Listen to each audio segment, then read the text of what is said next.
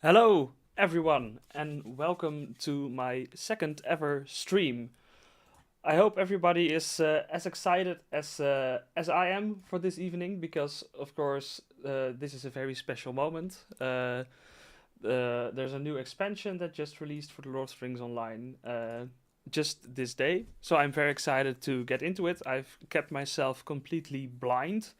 I know there have been some people on YouTube who've been uploading videos about playing on the beta server, like the pre-release. But I haven't seen any of that, so I have no idea what we're gonna get into. Um, for those that don't know, my name is Burning Embers. I make YouTube videos about the Lord of the Rings Online, an MMO based on the works of Tolkien, where I show all the details from Tolkien's books and how they've been adapted into this game. And well, they've done it very well, which is why there are a lot of videos to make about it. But before we begin, I think we should have a little bit of a geography lesson on where we are. So, by the way, if there's anything like wrong with my audio, it's hard for me to tell while streaming. So please let me know if my voice is easily heard and if the music is not too loud. Um, and I will show you what this expansion entails. So the reason why this is a very exciting expansion is because it completely changes the beginning of the game. So this game is 15 years old. The start is also a bit rusty. The first few hours of the game can be a bit slow. And for this expansion, they've changed the entire experience from level 1 to level 30. They've added new areas and a completely new quest line that you play through during this expansion. So I'm very curious to see what they've done. And it takes place in a specific area in Middle Earth. So let me just show you.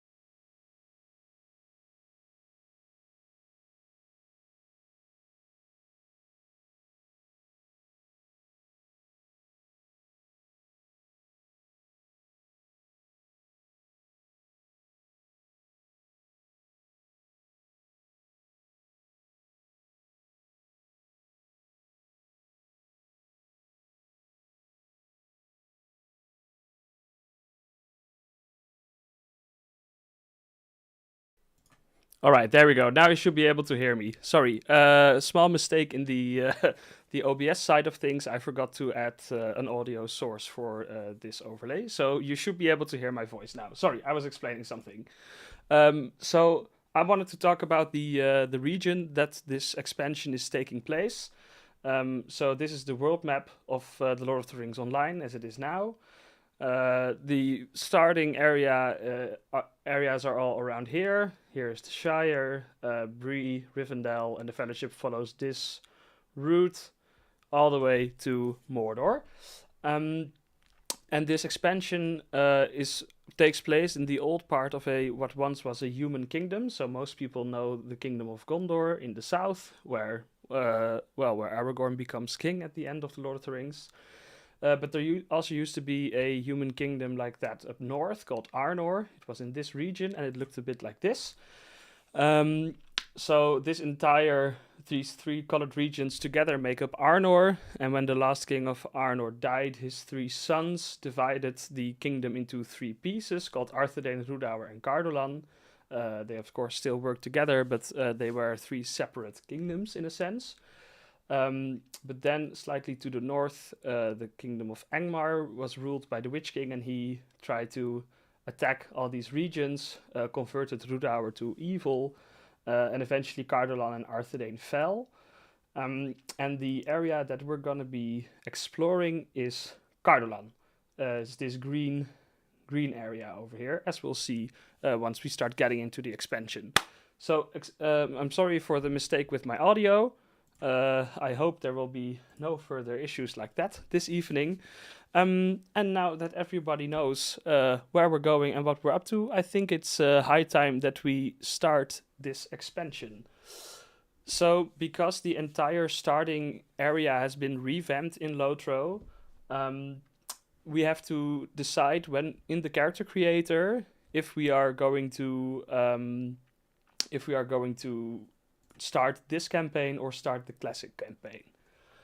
So I put a poll out on my YouTube channel, and I asked people which class I should play, and the overwhelming majority voted for Lore Master, so it's gonna be Lore Master this evening. I'm gonna leave the pick of the race to myself, and it's going to be a High Elf. And one nice thing about this, everyone who has played a High Elf before knows the introduction for a High Elf character is incredibly long. But the introduction is changed when you start before the Shadow. So, we're not going to have to go through that incredibly long High Elf introduction this evening, which is great. I'm just going to check if... the music a bit higher. Can people actually hear the game music? My intention is that you can hear the game music on the background, but I'm not quite sure. It's hard to tell. So please let me know if you can hear some nice background. Let's see. Audio sources. It should work. Anyway, Lore Master High Elf is what it's going to be. And so here you can see this is new in the character creator. You have to select your tutorial. So you can completely skip the tutorial. You can... No in-game sounds at all. Okay, I'm gonna fix that real quick. Sorry about this, guys. It's very hard to know... It's quite hard to tell when you're actually streaming if everything is going well. So I'm gonna add this. Give me a second to just add an audio source. Application.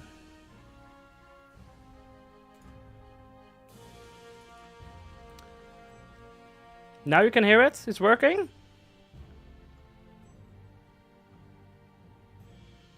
Alright. And my voice is not doubled over? Okay, sounds good. Right. Okay, thank you guys for letting me know. Then I think now we can continue the stream. Let me know if it's too loud or if anything else needs to be changed. Alright, so now we have audio. Great. So you have to choose your tutorial. You can choose the Before the Shadows tutorial, the new one. You can choose the Shadows of Angmar tutorial, which is the original tutorial. It was different for every race, and it's very short. And you can now choose to completely skip the tutorial. So in the beginning you are dropped into an instance, the controls are explained, very basic stuff if you've played the game for a long time, and now the option is there to skip it, which is great. But of course, I'm not interested in skipping it because I want to see the new user experience. So we're gonna go with Before the Shadow. Yeah, I'm just gonna make quick work of the character creator because, you know, you can change a large part of this afterwards anyway. The high elves always look a bit. They're kind of. It's kind of hard to make a high elf that looks friendly. I suppose they've seen a lot. So to the people who don't know, you can play a regular elf, and you could, for like since the beginning of the game in Lotro, you could play a regular elf character, and high elves were added later. The difference is, I believe the high elves are at least they're way older. They're supposed to be all the way from the first age, so they're thousands of years old. Think. Well, Galadriel's even older, but people like Elrond, for instance. So pretty old, and in the introduction you're quite powerful. So lore-wise, very interesting, and they have quite different animations from. All of these kind of look like variations of coconut heads, in my opinion, but I'm gonna go for this one. So yeah, they're a lot older, a lot more powerful than a regular elf. Have seen a lot more. Don't know if the. I'm just choosing some random stuff here. You know, Lotro is not exactly famed for its character creator. Do I want one of this? No. Eye color. Well, this seems fine for me. Body type, what does that do again? Oh, it makes you buffed. Well, why not? Be a buffed lore master.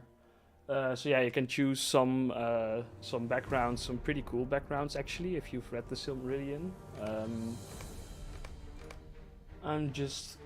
Am I gonna go for Gondolin? Yeah, Gondolin is pretty cool. Not gonna explain all that right now. We're here for Before the Shadows, but Google it, Gondolin. There's some very, very pretty artwork of Gondolin. Name. Usually with names I just randomize them, wait until something kind of looks funny, and then just take that. Whatever, this looks fine. Well, let's see if it's not taken. No, it's not. Alright. Let's get into it. Hope everyone is settled in, has a drink. I have a mug of water, a prancing pony mug to be in theme. Didn't get snacks this evening, unfortunately. Alright. Speak then of how you came to this place of safety, Rivendell, the last homely house east of the sea. But speak swiftly, before the shadows deepen. From where did your road lead? Okay, so you're asked to the narrator says you are, in the current times we're in Rivendell, but we are explaining to the narrator how we got to Rivendell. That's, so I'm just gonna quickly select all this stuff. So this isn't my main account. On my main account my inventory is completely full with like old expansion pack extras that you get. Right, we're here.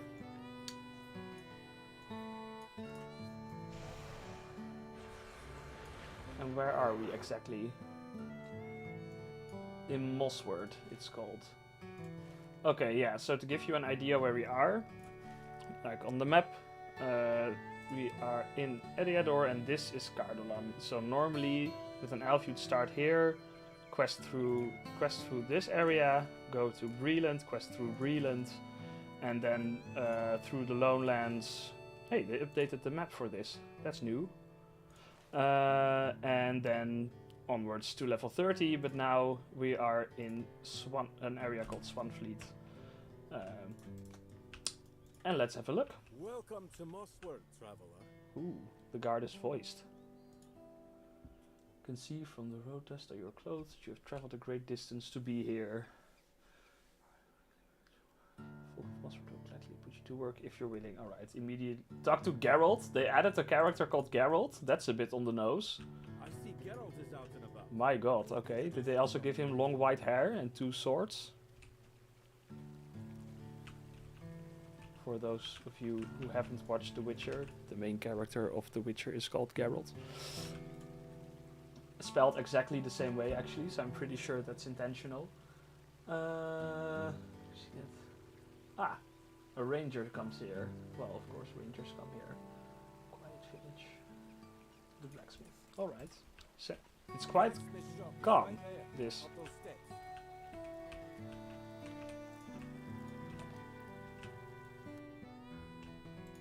So you can really tell that they've upped their game with this. Like everything is voiced, the interiors are much more detailed.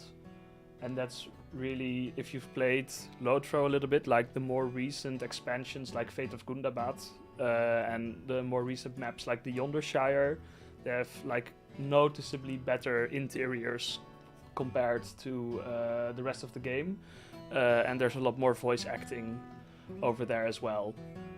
So you can see that they've taken those skills and brought them over here.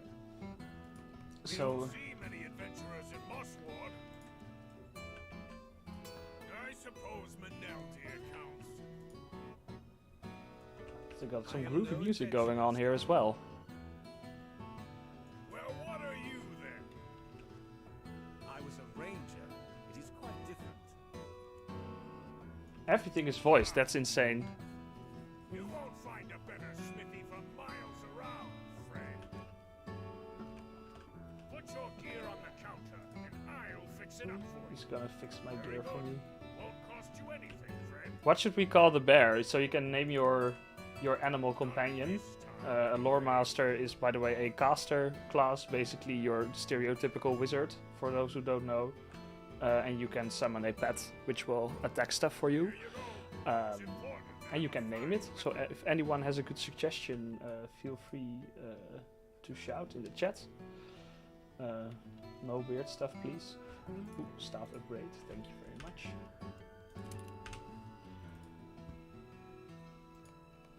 So, equipping me for free, that's very nice. Yes. Do I get more stuff? No. Equip your weapons. Oh, I have to talk to him. I feel like that name of Meneldir kind of feels familiar, but it's also very similar to Meneldor, which is one of the great eagles, so maybe that's just it, but I'll Google it in a second.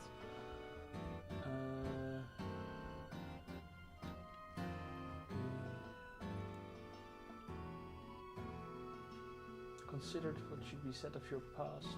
Would you speak of the light of Valinor? Yes, okay, so parts of the dialogue in quests are different based on your race. So I'm a high elf, and this person asks how I came here to this non-important village, and in the internal monologue of my character wonders, like, should I speak to him of the light of Valinor, to the Battle of Dagorlad? These are all very nice references to times long gone by in the Lord of the Rings. And it does confirm that our character has been to Valinor, which is, if you have watched Rings of Power, you know that that's pretty significant. Actually, I think a lot of the settings of this expansion are partially a reaction to Rings of Power, because some of the areas that are present in this expansion are featured in Rings of Power. So, all right. I do not mean to pry. Your past is I'm your gonna own. also add my character's My name chieftain Strider always said. above its head. Oh, What is that? what's happening? The town bells. Something is amiss. The town bells. Okay. Follow me. Hurry. What's behind here? Is bad. Okay. Well, let's have a look. What's going on? Oh, The town is afire. We are under okay. attack. I guess we missed something. The town is on fire. Well, let's do some combat. So in the regular introduction, they you especially if you start as a human, like the first village that you start in also gets burned at the end. But I guess this time they felt there was no time to waste. Just burn everything immediately.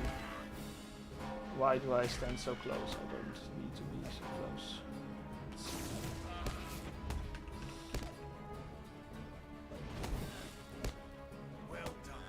Alright.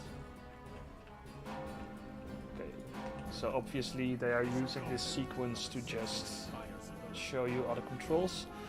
BAA says, part of me wishes they'd step back a bit on your supposed power level. Being from Valinor is extraordinarily significant at the end of the Third Age. Yeah, that's true. Especially considering that, in principle, there could be a lot of high elf characters walking around that are from Valinor. It's true that it's incredibly significant, and it's in certain ways a breach of the possibilities of the lore that there are so many high elves, and it's also strange that high elf characters are ultimately not stronger than other races. That is not accurate. Yeah, it's a compromise on the lore. That is true. On the other hand, I do really enjoy that it adds the possibility of making references to like the First Age and things like that. It opens up that door a little bit to talk about it, which is fun. Oh, I have to follow the other person. So yeah, I agree that it's a breach of the background story and kind of wrong in that way. But I'm not that strict on things like that personally.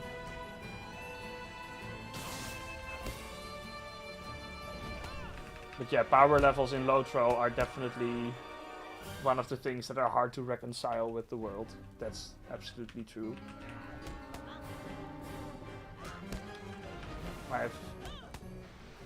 So my main character is a lore master as well, so I know well enough how this class works, but I'm not used to having such a small amount of skills. And also this first skill is called Burning Embers, which is where I based the name on. Of my channel on. I was like, I'm gonna make videos about the lore of Lotro. I would be very pretentious if I would call my channel Lore Master or the Lore Master or something. So I thought, well, why not use the first skill that you get as a Lore Master, which is Burning Embers. Oh, these are some big boys. I'm not afraid, Mother. Oh, and that's a child. I hope the voice acting can be heard on the stream, because it's kind of weird if I just say nothing, but it's kind of fun to let the talking play out.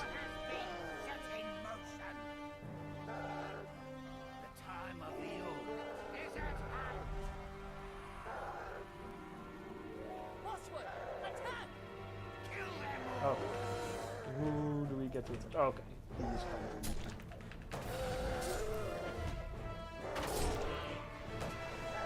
So I can actually use the bear companion to aggro enemies. So he can tank a little bit for me.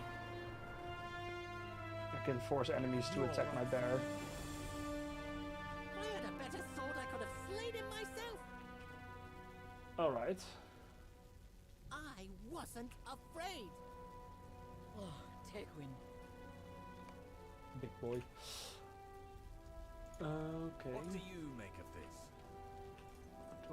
Well, what do I make of this? They ask. Well, there are gonna be a lot more orcs than this in the game, so in certain ways you should have expected this. Oh,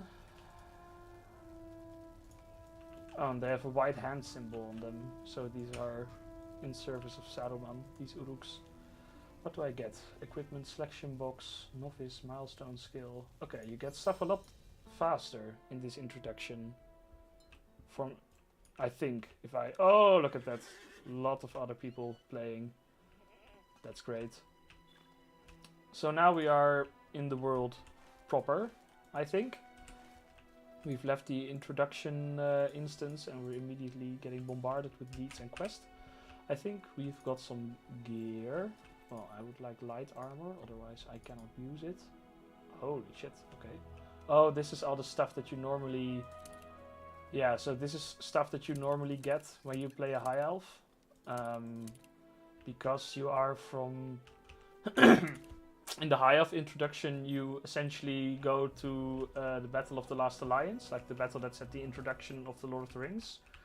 And there you get knocked out, and you are like asleep for a long ass time, I think like centuries or something, and then you lose all your power, and that's the explanation for why your high elf is not as strong as other high elves, because you've been out for like a few centuries or something. Or a few centuries, like few millennia. And at the end you get like your old degraded equipment back, which I have now. And it looks tattered, but still cool. Right, let's get going. Some of Oswald's residents sustained injuries we cannot heal. Okay, heal some villagers. The map is a bit large. Yeah.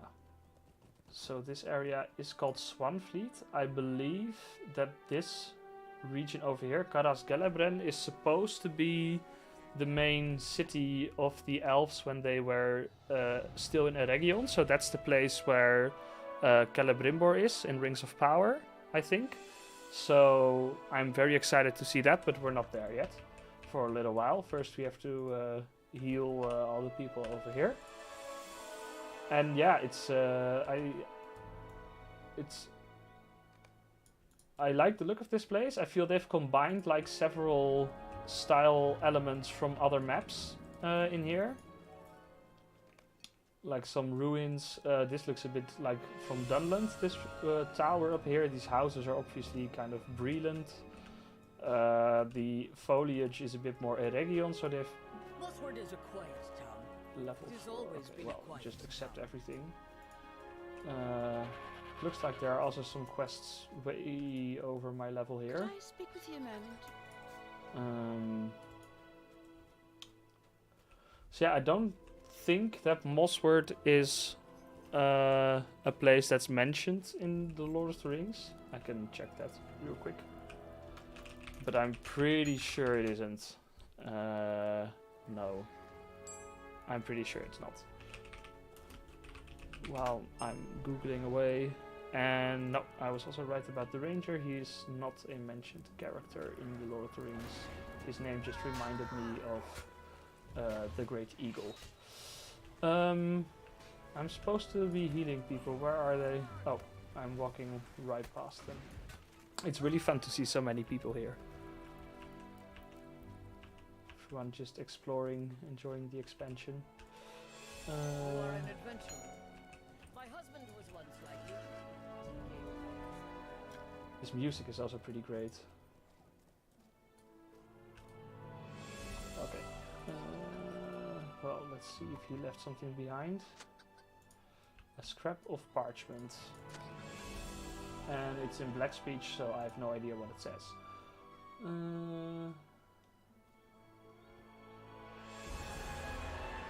No, he can't read it either. Okay.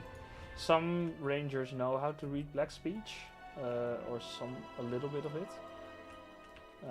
But this guy apparently does not. What do I actually have to do now? Investigate what has excited the children to the northwest in Mossword. Well, that could be any banal thing. Oh, they found his sword. Yeah, that looks safe. It's barbed as well. What do you want, stranger? No, I am not giving you this sword. Oh, he's keeping the sword.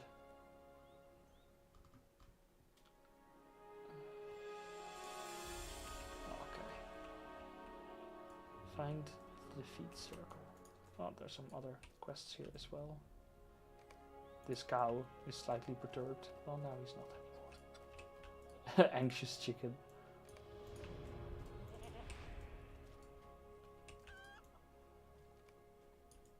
I do wonder how likely it is that there would be like such a full-blown village here. Because this is like this region is called Eriador, and it basically translates to empty, like lone. Like this region is called the Lone Lands, but apparently that's also sort of a translation for the name Eriador. It also kind of means like lonely lands, empty lands. And you know, this is a pretty sizable village, especially for, you know, What can I do for you? it's not too small, so I wonder how likely it is that there would still be people living here, but I'm not too sure if that's unlikely or not. And I leveled up. That's great. Oh no. We are all devoted. This is a vector to another place, so I'm not gonna do that just yet.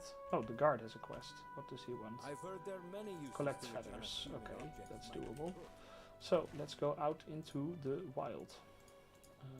Specialization. Oh yeah, I gotta pick one. This, yeah, sure. Gotta do my traits. And the wolf is orange, so I have to be a bit careful. Where do I have to go? Oh, here it is. Oh yeah, right. This is. I forgot that this is supposed to be a tutorial, so of course it shows you the place where you respawn if you die.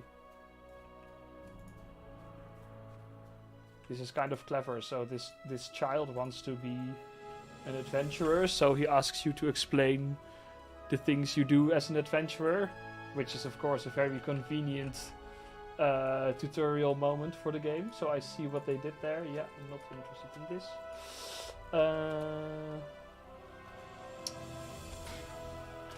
We're next to the blacksmith. Oh, someone is suggesting I name the bear Hank, so I will name the bear Hank. Rename, and now it's Hank the bear. Scardy spends more time fixing horseshoes than he does forging Find swords. a training dummy. Okay. I've never really understood the use of training dummies in Lotro. Have you a moment?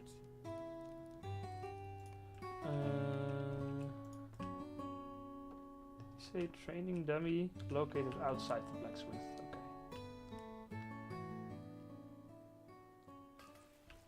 Okay, the bear is now called Hank. Training dummy. Now this is I more suppose these are used to kind of show people who really don't know how MMOs work, how the targeting and combat works. like you impress me. Uh, Maybe I'll give you this Uruk sword. Friend of bears, what's... hello? Oh, I'm targeting a child. Apparently you're not allowed to attack. I already have my... They want... Oh, now it's tutorial for using my... Okay, so there... I don't really remember the regular tutorial having like specific... So this is actually a specific tutorial quest for the class that you're playing, so I think that's new, which is good, I suppose. So apart from the fact that like the area is a bit more exciting and the quality is a bit higher of the locations and the Show me one more skill. and the dialogue and such, it's also an opportunity for them to kind of explain the game a bit more. I believe a complaint among new players has been that Lotro is a bit of a vague game to get into. There are kind of like a lot of systems to get used to, Good, I suppose. and this revamped introduction is also an opportunity for them to streamline that a little bit. So it definitely something I'm trying to keep an eye on while I'm playing. Like, what do they do differently? Is it better? Because I was personally quite attached to the old introductions. I really like that you started in a different place based on your class.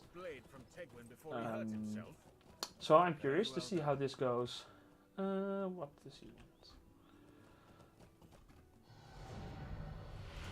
I have been Okay. away. Collect king's foil. For many years now.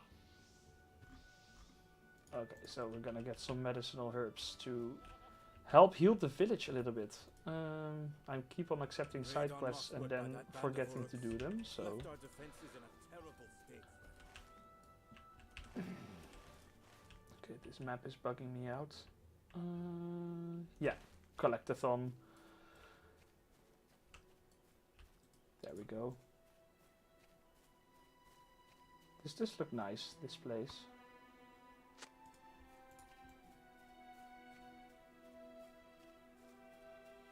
Not too bad of an area to start in if you don't know the game. Oh, fuck.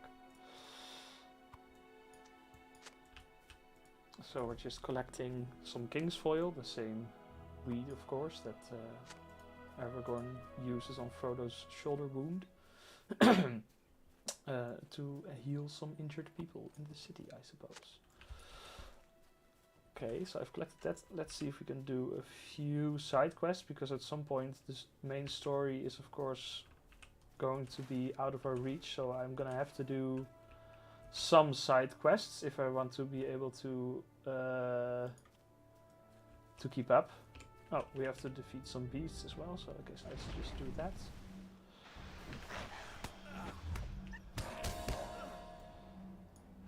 Oh, and I'll also summon this cosmetic pet, because why not? Now I have a bear and a dog walking behind me. Get as big of a crowd as we can. Yeah, just gotta kill a few beasts. About 6 of them.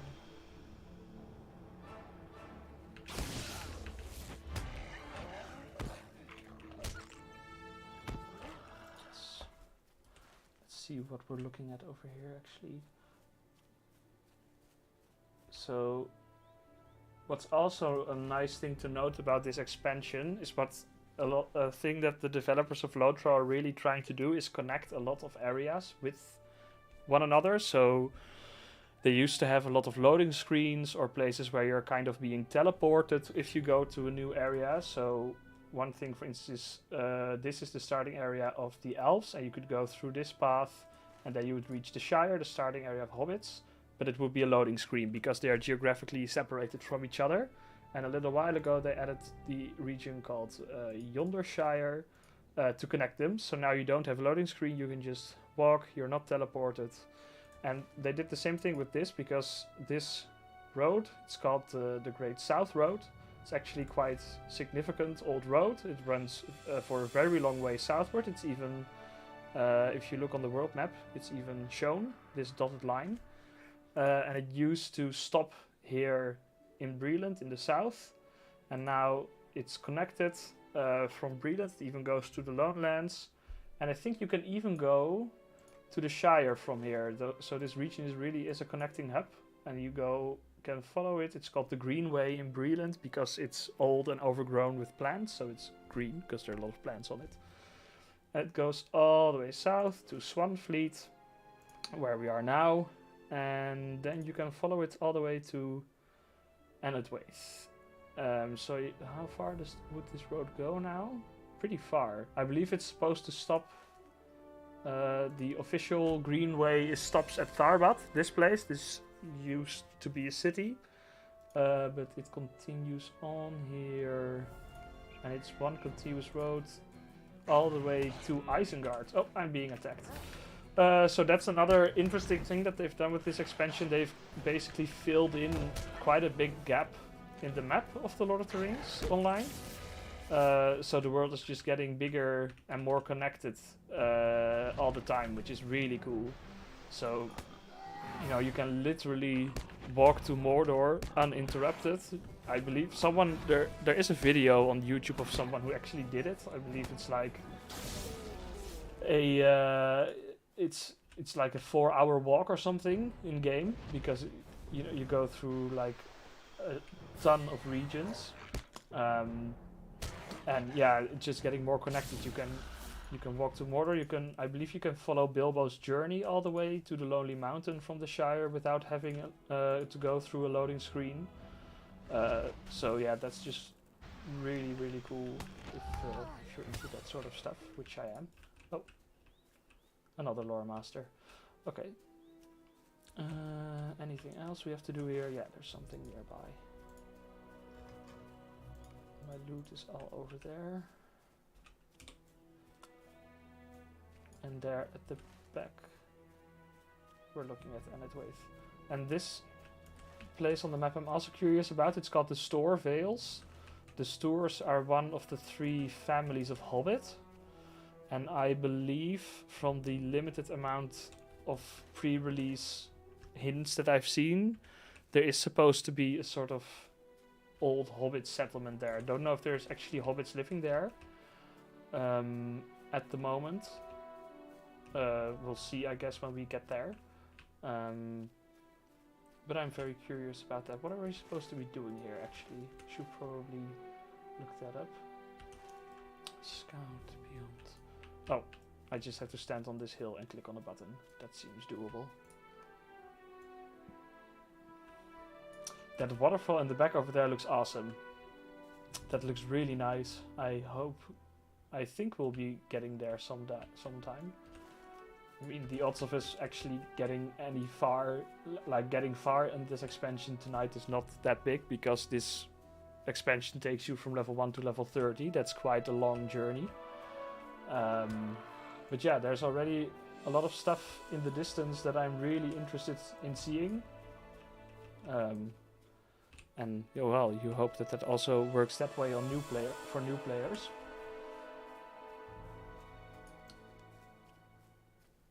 Lots of ruins around.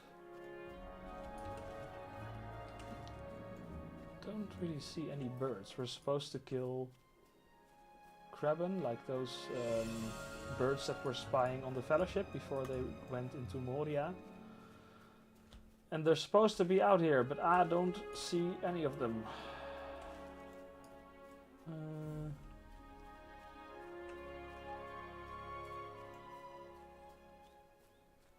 Another thing that are like a bit strange to have are like all these cosmetic.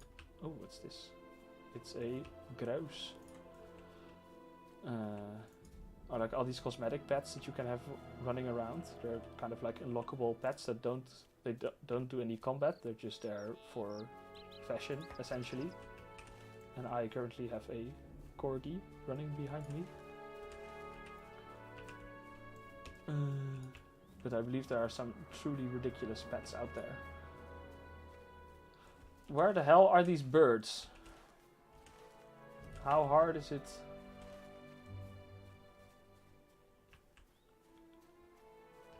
They should be all around here, and I just cannot find them. Near the Old South Road. Oh, maybe I have to be nearer to the road.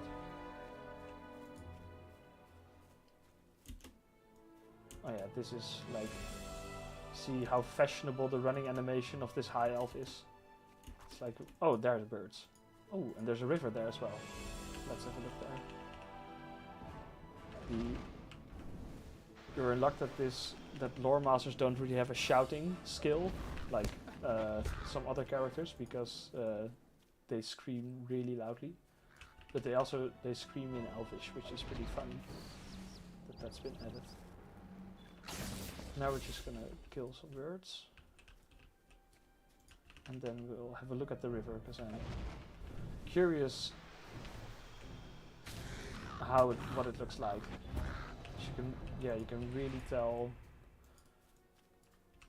Oh, unlocking skills left and right. I can now heal people, but I'm alone, so you know, limited use for that, but I'll take it. Also, my staff still looks pretty poor. I hope we get a new one soon. Ooh, that water looks good in the distance. Like really far vistas is something Loto's always been pretty good at, I think.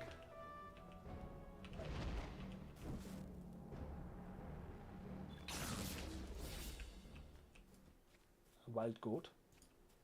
So these are like passive creatures, so some creatures walk around the game and they're just meant basically as fluff for the landscape.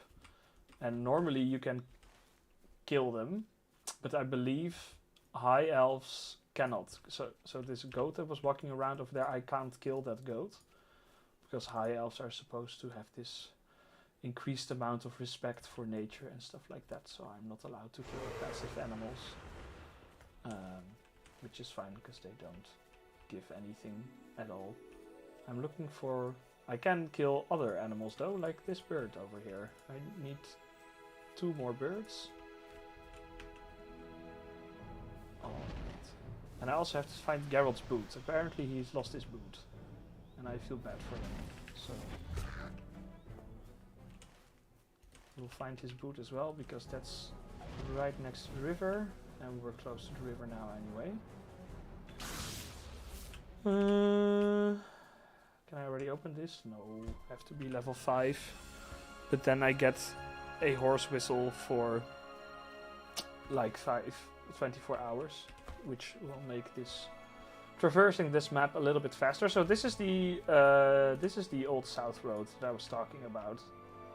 So that's the ruins of Tarbat. I must admit that I've kind of forgotten what was significant about Tarbat. I'll look it up in a second. I'm supposed to know all of this off the top of my head, of course, but I've forgotten what this was really about. But I do know that, like, a big part of the story of this expansion is that this is also the area that Boromir traveled through to get to Rivendell. That was kind of the story pitch that Standing Stone Games gave when they announced this expansion. They were like, it's gonna be, you know, you're gonna go through the same parts that Boromir traveled through, and he explains in the books that he traveled through the ruins of Tarbat, and that there used to be a bridge there, but it was broken when he came there. So I'm assuming there's gonna be a broken bridge. All right. A favorite boot. And we found Geralt's boot. This looks nice. Ooh. It's like translucent... I don't think I've ever seen this before. They have like translucent water plants. Okay, this does look a bit odd, this fade out. Ah. For a 15-year-old game engine, not bad, I'd say. Not bad at all. Ah, that looks pretty good, doesn't it?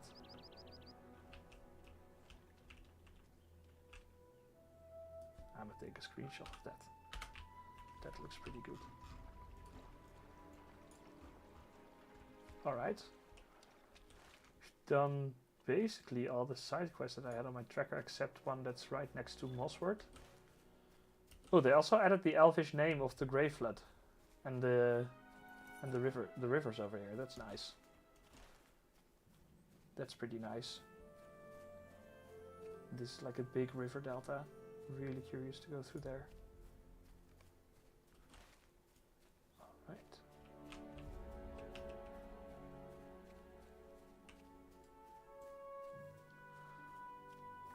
Lot of stuff in the distance that is interesting to see. I think the village, Mossworth village itself, is not like a super enticing place. It's just a random village that got attacked, but you know, maybe the story picks up. So far it's a bit slow.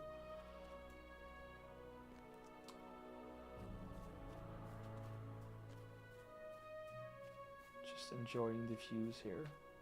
That does look pretty cool though.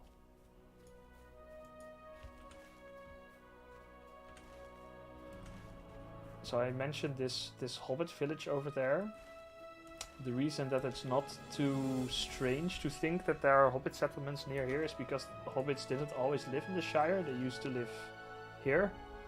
This is when Gollum was still like a normal or relatively normal hobbit progenitor. He was living next to here on the Gladden Fields. This area. And at some point, because Sauron started living in Mirkwood in the south, in the fortress of Dol Guldur, this place became a lot more dangerous, and they slowly migrated westwards, and some of them lived down here for a while. So in Enedwaith there's also a hobbit village here where there are still some actual hobbits, like more wild hobbits, which is a stretch, but still very fun that they added this. So it's not it's a nice detail that actually fits. It's not unthinkable that there are old hobbit settlements of hobbits that never migrated to the Shire. Do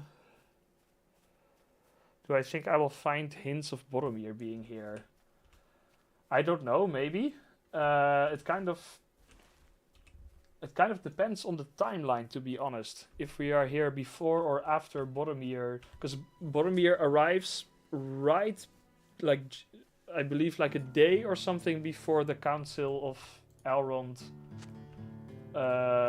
starts. So he's there, like Frodo is in Rivendell earlier than Boromir is. And when the story of Lord of the Rings Online, like the regular tutorial begins, Frodo is traveling towards Rivendell still. So it kind of depending on the timeline, it is possible that that we might even meet him here. That we come across him. Maybe we even reach Rivendell at the same time. Maybe we travel there together. That's entirely possible. But I don't know. I'm trying to find sticks. You would say it's not that hard. But I cannot find branches. Yeah, so maybe we'll find him, maybe we won't. And of course there's always the question, is it likely if we are here after he... What's happening? Oh. Transported to a different layer. If we are here after he traveled through, how much tracks does a single person leave? I think, now that I'm thinking about it, I believe he describes losing his horse at Tarbat when he's crossing the river. So maybe we find his horse.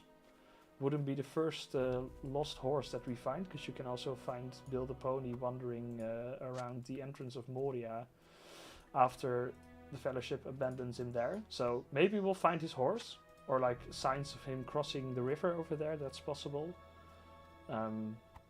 Yeah, it all depends on what the... Like, we have no idea how far in the timeline we are at the moment.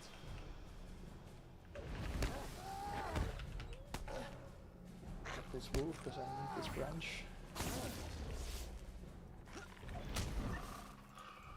Maybe the developers told that somewhere, but yeah, I tried to to not spoil myself as much as possible to have like a clean starting experience here, so... I don't know. I'm gonna loot all of this before it disappears, you know.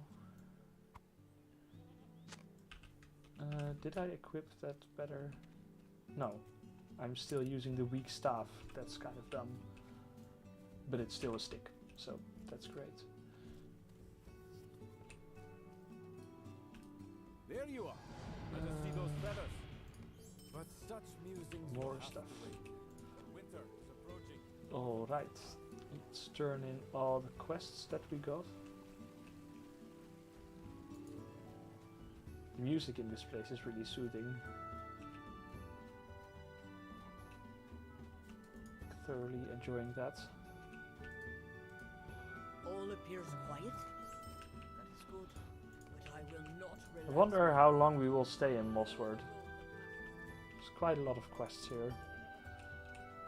Mossward is not the only King's village of Foil. Swampy.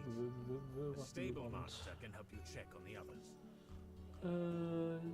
Not the only village. Oh yes, we're being sent to the store village nearby. So there are hobbits living here. Stay a moment. Confirmed. And the story is sending us there, so I think we'll find the stable master of Mossword.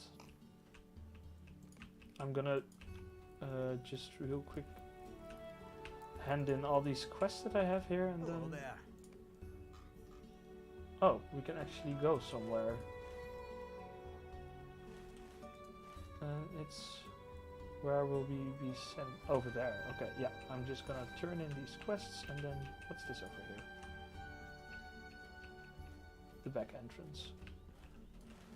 Oh, that's to a place that's not present in game yet. Okay. Well, so far for the so far for the interconnectedness of the You world. found it. He is going to be so happy. The Eastward Gate. Did I forget to turn in a quest? also put my milestone here, you know. Just to be sure. Oh, well. One half of Fi- the what? that was dearest to my heart. They were my adventuring boots.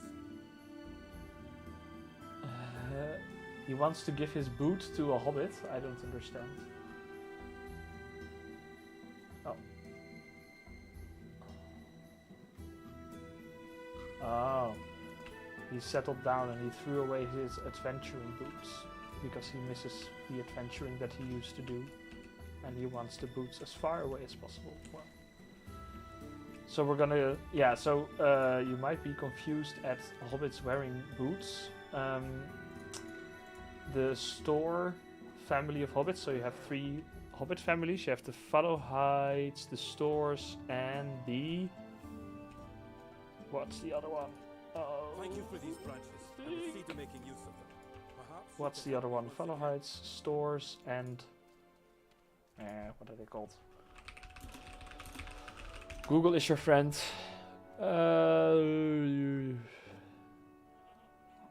Harfoots. How could I forget the Harfoots after Rings of Power? Yeah, Harfoots, of course. And Stores are described as occasionally wearing shoes. Actually, as one of basically the only hobbits that actually wear shoes. So Whenever anyone not needs unthinkable. something, they come first to me instead of checking the store. I'm oiling his door hinges. Very exciting. Okay. Why exactly am I smearing people's door hinges?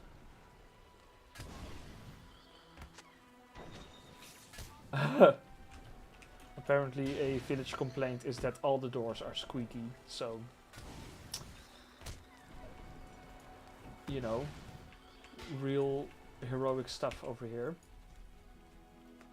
Kind of reminds me of that Witcher quest where you have to clean somebody's pan or find someone's pan, and then turns out there's actually... Oh, the squeaking door is getting louder. There's a rat. Okay. Well done, Hank. Hank landed the killing blow.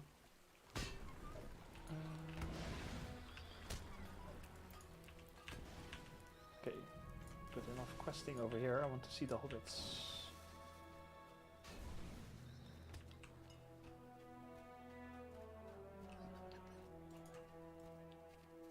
There really are a lot of quests here.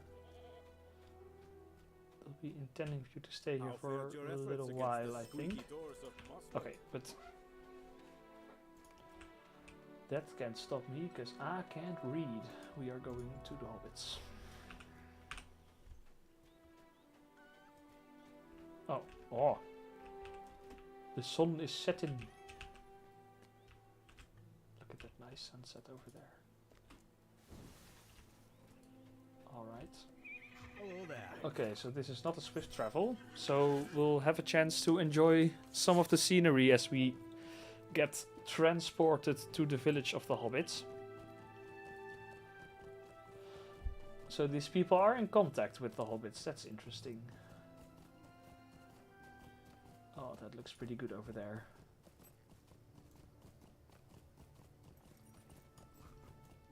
The sky's pretty nice over here. Oh. Why was that a loading screen? Oh, because, yeah. There are currently probably a lot of people in the Mossword town. So when that happens, they put people in several layers of the same map. And then you have a loading screen where you enter and exit because you are kicked out of the layer. Let's see if there's any change in the landscape while we go there. I like that this has already fully been unlocked. Now entering the store fields.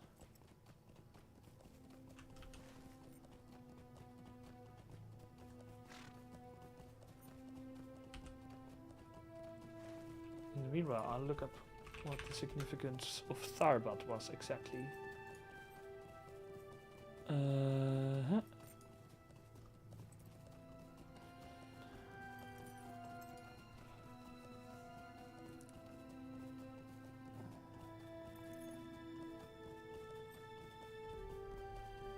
So it's, I think it was a human settlement. I have to, yeah, it's, I think it used to be, oh, hang on. Holy shit, this looks nice. Ooh, I really like that we're coming here at night, because those lights look really good. Oh. Well, Hobbit towns always look good, but... Ooh. I'll sign up for this. That looks very nice. That is an interesting artifact you carry. It must have Look, quite a story. She I wearing imagine. shoes? Yeah, she's wearing shoes.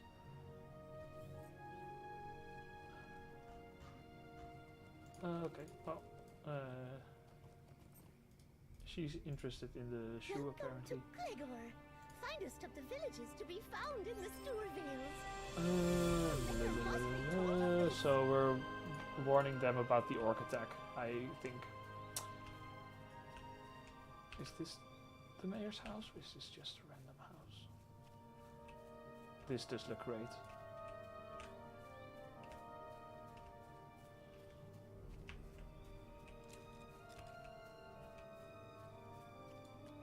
Oh, look. He has a dog.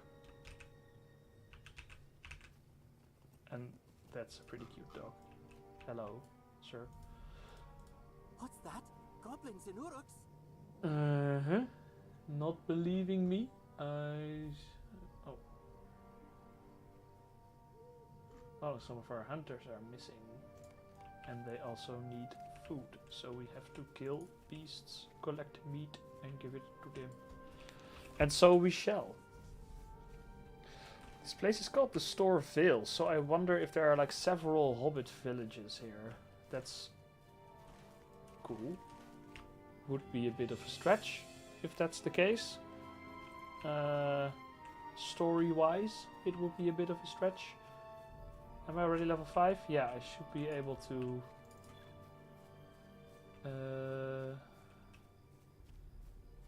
get... Is this the... Yeah, the horse whistle. Thank God. Okay. Okay. I have a temporary horse. That makes things a bit quicker. Well, while we're here, let's just have a look at the other hobbit villages. Oh, this is the waterfall we saw. Well, I really liked it, but it's even better if it's in a hobbit village. Oh, yeah. Very nice.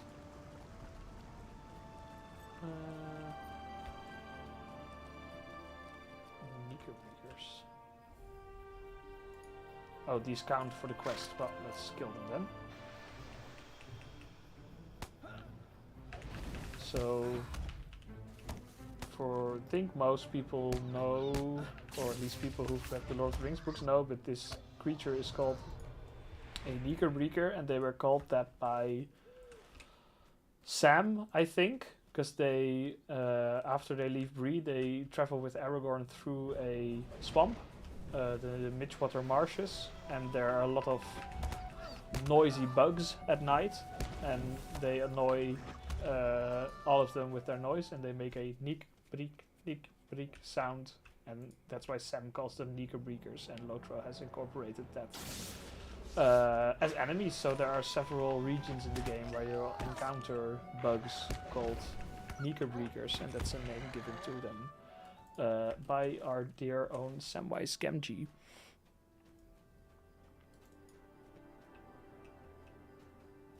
Meanwhile, we'll just continue on this path. We have to kill 3 more animals, and then we'll just continue on to the next Hobbit villages, have a little look at what everything looks like over there.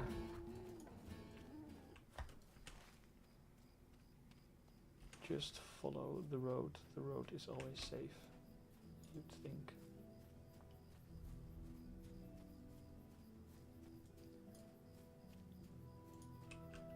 So far, bit samey, looks wise.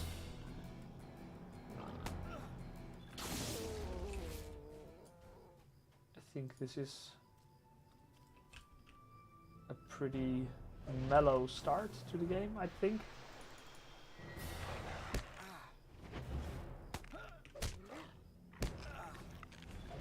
I'm trying to figure out if this would be... So one of the kind of things I wondered about is whether this expansion is kind of targeted at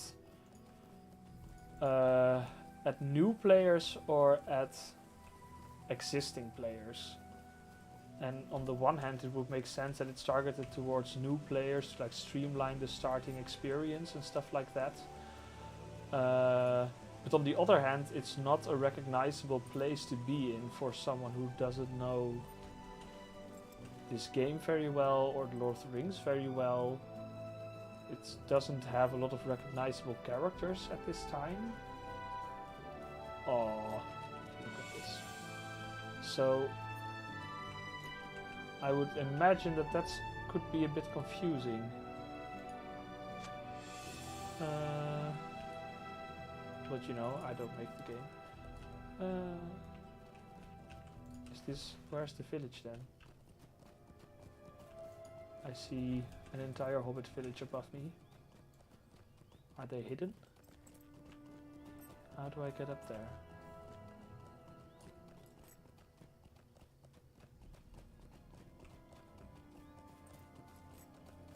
You walk. Okay, clear. So there's this entire hobbit enclave, basically.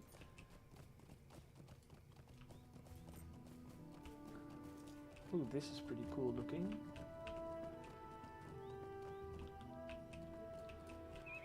This is pretty cool looking. A hobbit village on the side of a cliff. That's really cool. I'm also gonna sell some stuff really quickly. All the useless trash that I'm getting. Oh, maybe I should equip that ring actually. Yeah. Permanently bind it, whatever. Oh, this is nice. Sell this stuff real quick, free up some space. Make some money, repair my equipment. But yeah, this looks pretty cool. Pretty unique is what I want to say, yeah. There's not another place in Lothar where you have a hobbit village on the side of a cliff next to a big ass waterfall. That's pretty cool. Let's see what this... Can I go in here? Yeah, let's see very quickly what this place looks like. And it's a tavern, of course, they have a tavern. Every hobbit village has a tavern.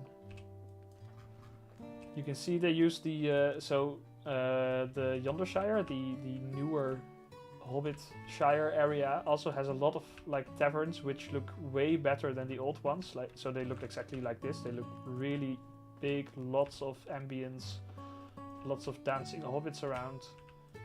And you can really tell they've done that over here as well, which I like. It's a good thing. That's a plus. Yeah, this looks pretty good. No complaints about that at all. Of course, can't really comment on the questing here yet. We're just trying to get a feel for it. Going to the next one to unlock the stable master, and then we'll go back to the to what we are supposed to be doing. I really like this lone lantern in the dark. It kind of reminds me of Spirited Away, the Hayao Miyazaki animation movie with the walking lantern. Yeah, I definitely like that. We also had to do something here, by the way. I kind of forgot. Oh, and we're absolutely going into the wrong direction, but that doesn't matter. It doesn't matter. Just gonna go here to Lintref, it's called, I think. There's a stable master there, so when we get there we can just take the stable master back to Mossword.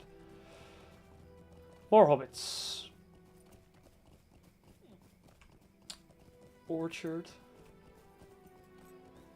Lots of hobbits over here. Yeah, it's kind of a stretch that there are that much hobbits living here, I think. Hello there. I mean, it looks great. Definitely like it. But lore-wise, it's a stretch, I think. Oh, this is a pretty cute house. Look at this. Some sheep. There's a chicken on the roof. Not bad. Iago. Pretty good house you got there. This is a... yeah, this looks good. I really like the way this looks. And here's the stable master. And we go back. We still have something to do at the first Hobbit village, so we'll go back there.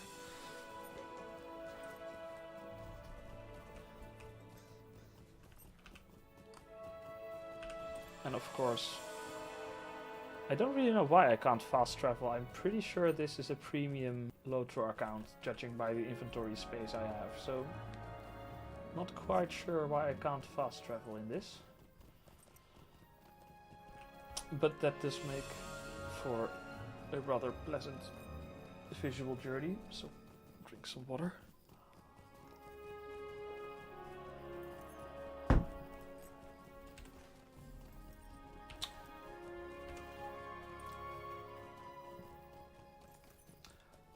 Also have to realize that these two maps, they're gonna be pretty big, because they have to cover the intro area, they have to cover Breland, the Lone Lands, and the North Downs as well. I think they have to cover like 3 or 4 regions of quests in 2 places.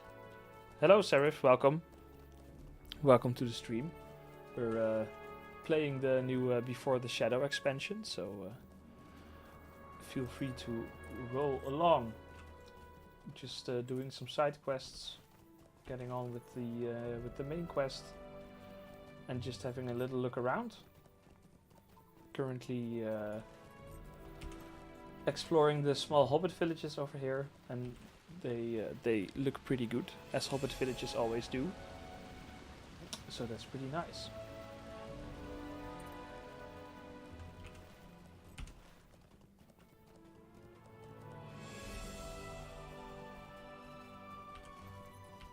And we're almost there. Back into our nice little hobbit hole. A lot of people walking around here, that is always great. Lotro is still a pretty small game, so it's not often that you see so many people crammed together. So you always have to enjoy it when it happens. Why do I shouldn't even have this quest on my tracker. Who do I have to visit?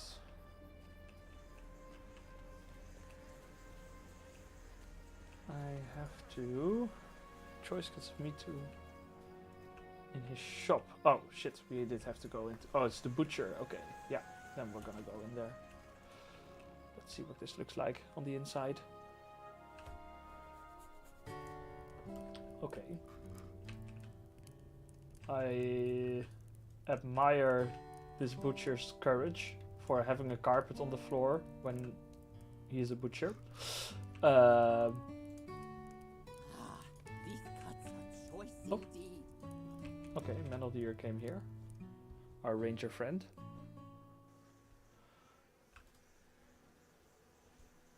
Oh, yeah.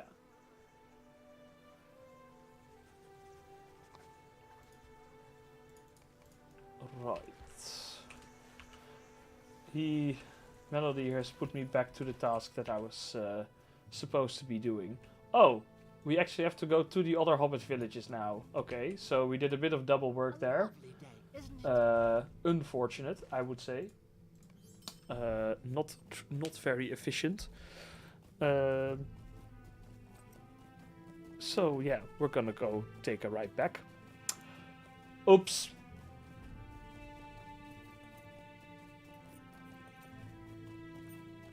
That is unfortunate. Let's see about the deeds that we found so far. Explore a well. The hobbit dropped into the water. Dwellers of Old Swanfleet, so you can find artifacts of the people that live here, I think.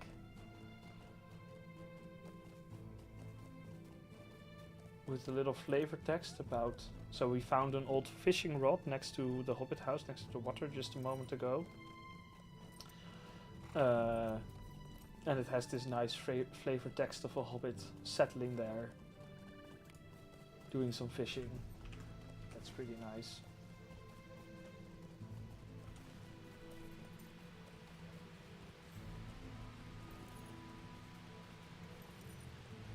At night these places also look pretty cool.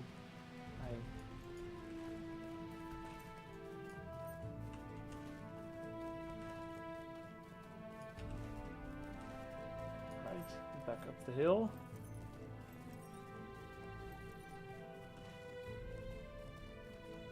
There's a lot of intersections. It's connecting to so many places. I really like that. But I'm also really anxious to see more of it.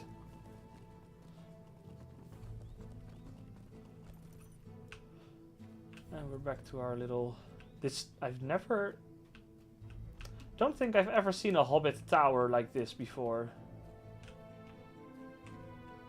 I think that's like... There's a horn on there as well. So it's probably something like an alarm.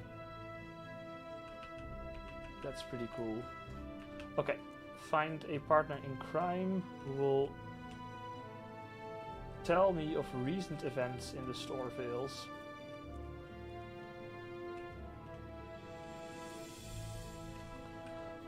By the way, I might just be able to permanently unlock some mounts here. Goblins and Uruks? Oh, you must be mistaken. Okay. He says there's nothing going on over here. I think another change that they made... Riding. I believe that... So if you want to use mounts permanently, you have to unlock something called the riding skill. Which you get from like the coin shop, basically. For a very small amount, so it's not too expensive, but I think they've removed that now. So I'm assuming at a certain level you just get the horse riding skill automatically. There are several changes to the game that they've made to make it a bit more friendly to returning players. So they've changed that. You no longer have to pay for that riding skill, and they've also... Like when you level up, you get these trade points, which I should definitely spend. And you used to get some of those from side quests in certain areas. So if you wanted to fully level a new character, you'd have to do a lot of side quests in Rohan, I believe. And they've also removed that as well. So you just get them from the main story quests, which are a lot easier to do.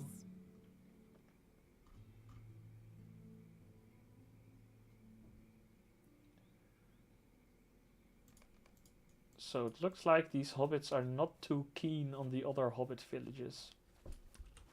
Which seems like a real hobbitish thing to think. How do you do? No, unfortunately I haven't unlocked swift travel on this character.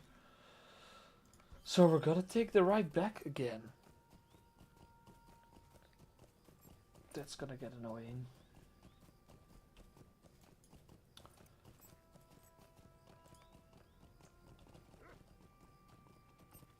So, no hobbit villages report any danger. Ooh, I get a plumed hat. I like those. Who's standing up there? A boar.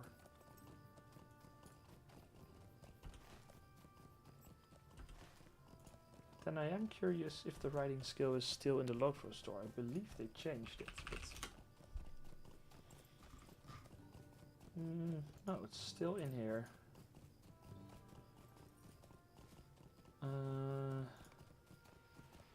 Let's see what this Lotro wiki say on the riding skill. I believe they are supposed to have removed that.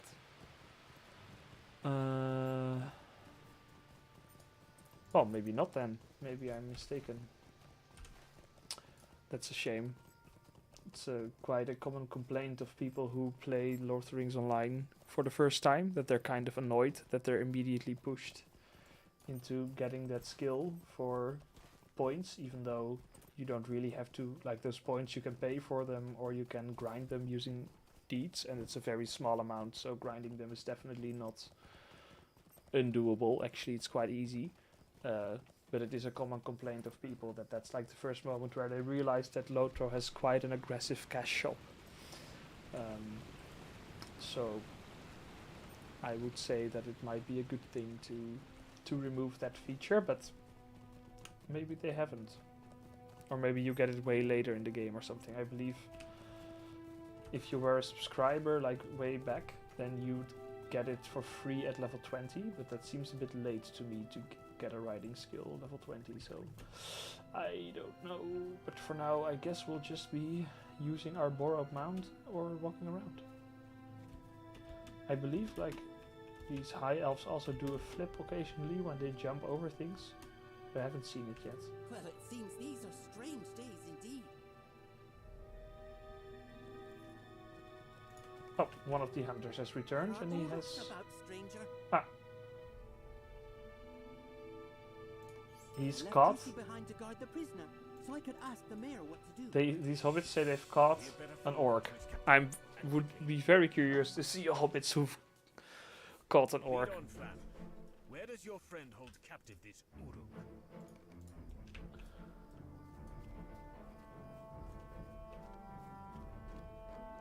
Let's have a look around. Oh, I got a hat. Very important. Yes. What are the odds that he's lost his friend?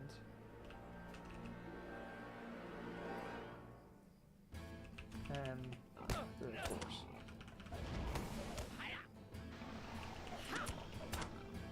So they're throwing the hobbits in quite quickly in the story.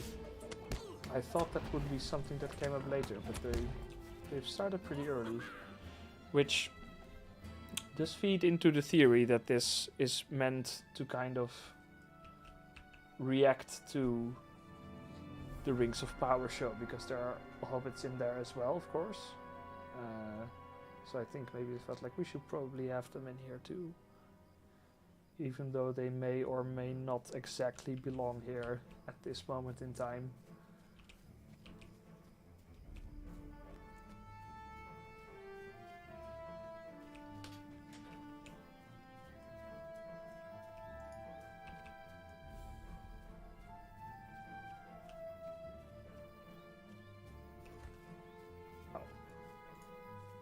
Oh, well, look at that. They did actually manage to catch one. That is pretty impressive. I'm gonna turn on auto loot real quick. I don't know why anyone would have that turned off. Always loot all, please. Thank you.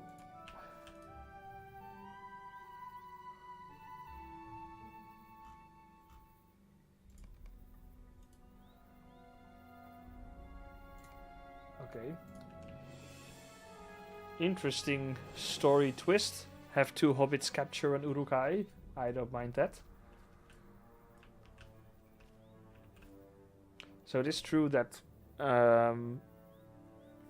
like Saruman's influence in the north of Eriador definitely increases during the time Lord of the Rings plays out.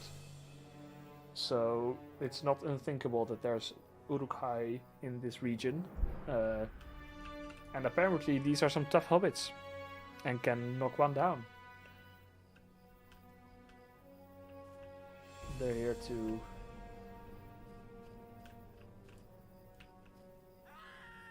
He's antagonizing them. I wonder what they're doing here. They're just being assholes, probably knocking stuff down. And more enemies. I wonder if we're gonna... Are we gonna keep him? Are we gonna keep this orc? taking captive. Put him in a big cage in the middle of the Hobbit village. That would be pretty funny. First I'm gonna apparently kill his friends, so no hard feelings.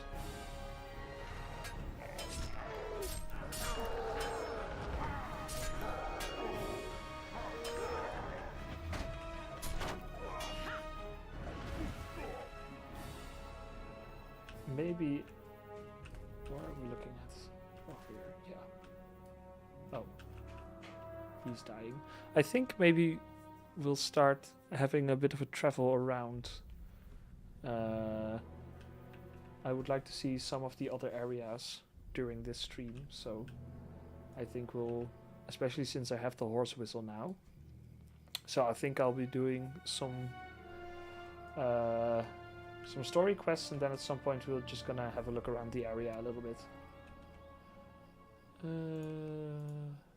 Well, he's gonna die.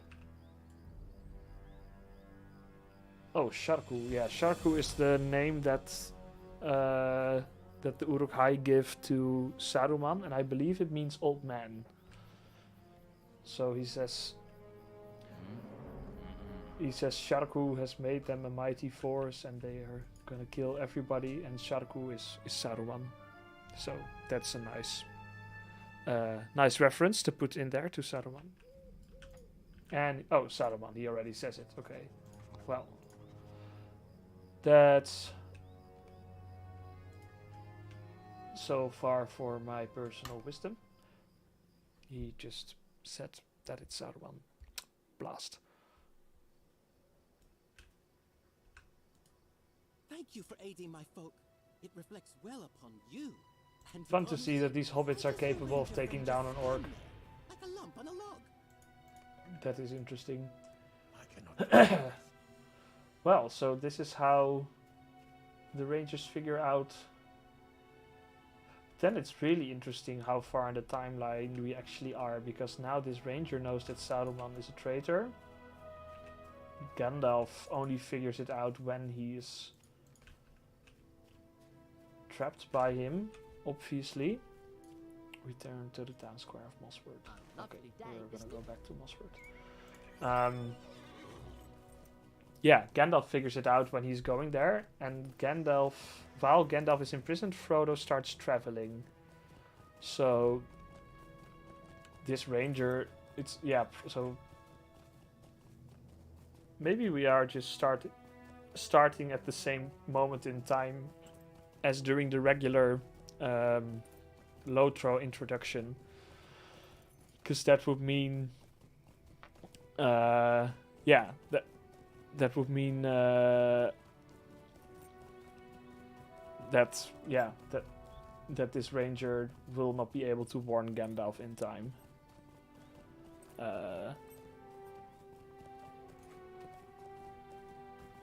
And that would make sense.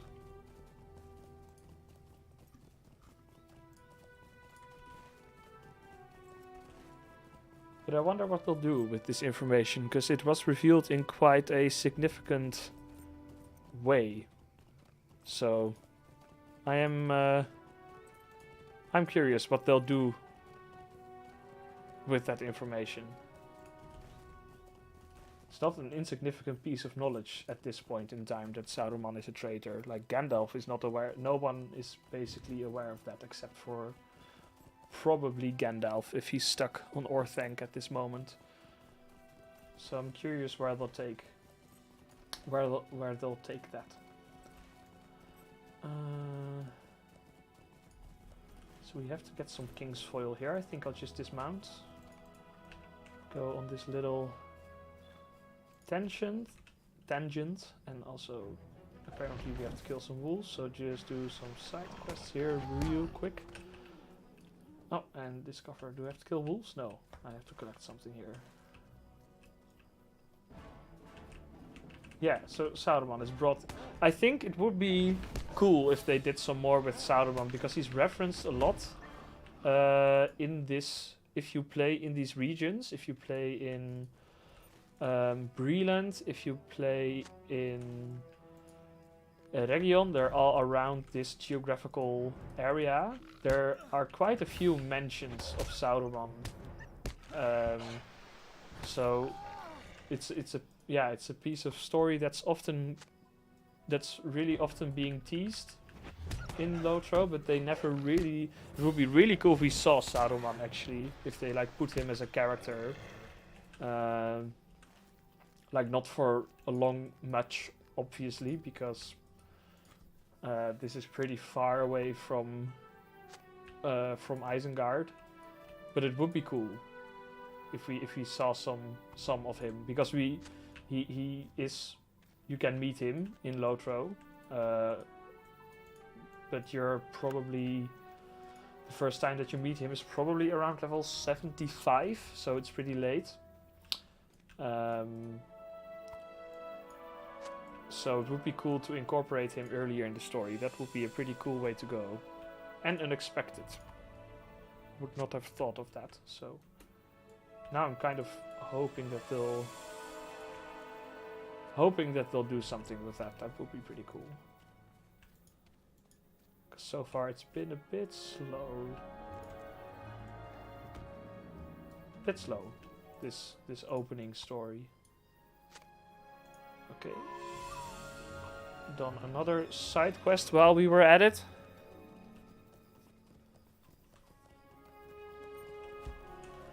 And now we're going to go back to our lovely starting village of Mossword.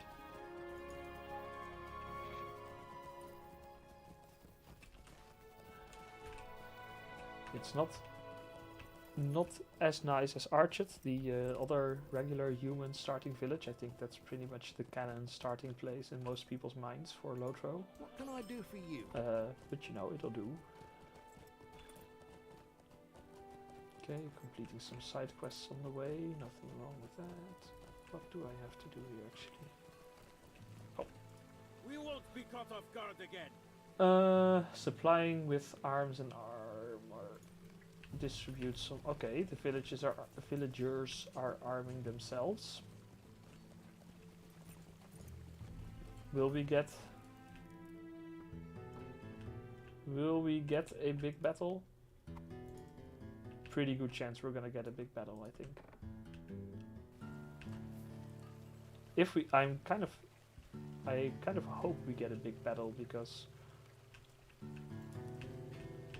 we like the ways that the team behind Lotro is using their technology is definitely getting better each time, so I'd be curious to find out what a battle would look like. It used to be quite Oh, what a beautiful gift! quite static, but yeah, maybe they can actually do some pretty cool dynamic stuff with it this time around. There are quite a few side quests here, but I think I have not out-leveled that one. I'm just picking them up as we go along. Geralt. I still can't get over that they named this guy Geralt. That has to be a Witcher reference. And he's set to...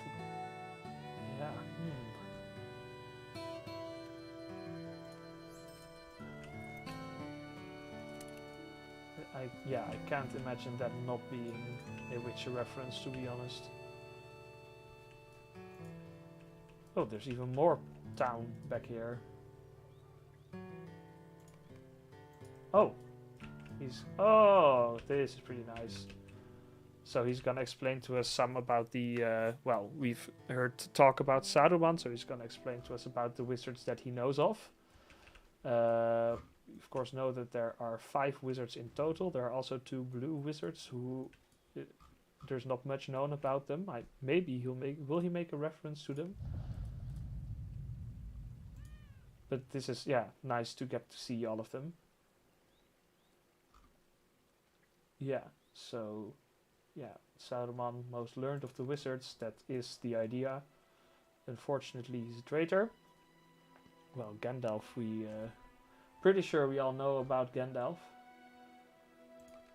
and Radagast the Brown, the friend to animals and the master of hues, if we have to believe Mr. Tolkien. Are they gonna reference? No, unfortunate. I kind of hoped they would reference the blue wizards as well, but they don't. Which makes sense because almost nobody knows of them, and it would make sense that this person doesn't know of them either. That would not be strange, but it would have been fun. Well, he's a bit saddened apparently that Sauron is revealed to be a traitor. I suppose that's fair. You kind of assume that all wizards are nice people. Apparently they're not. Oh, this child is eavesdropping. We know what happens to eavesdroppers. They get sent on suicide missions.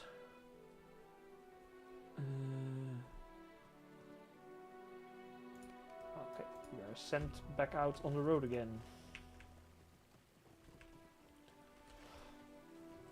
Both we will. Hello, friend. Could you help me with something? Not gonna do all the side quests here.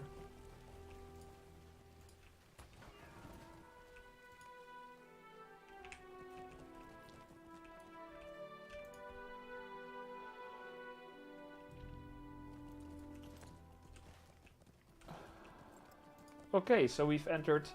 Yeah, so the story, Lotro, of course, has side quests and main quests, and the main quests are divided into volumes and books, and we were doing the prologue quests. So usually you start with a few prologue quests, then at some point you go into the proper storyline with the book quests, and we've now started on book 1, chapter 1. So we've now finished the prologue quests and started the actual story of this expansion. So let's see if it picks up.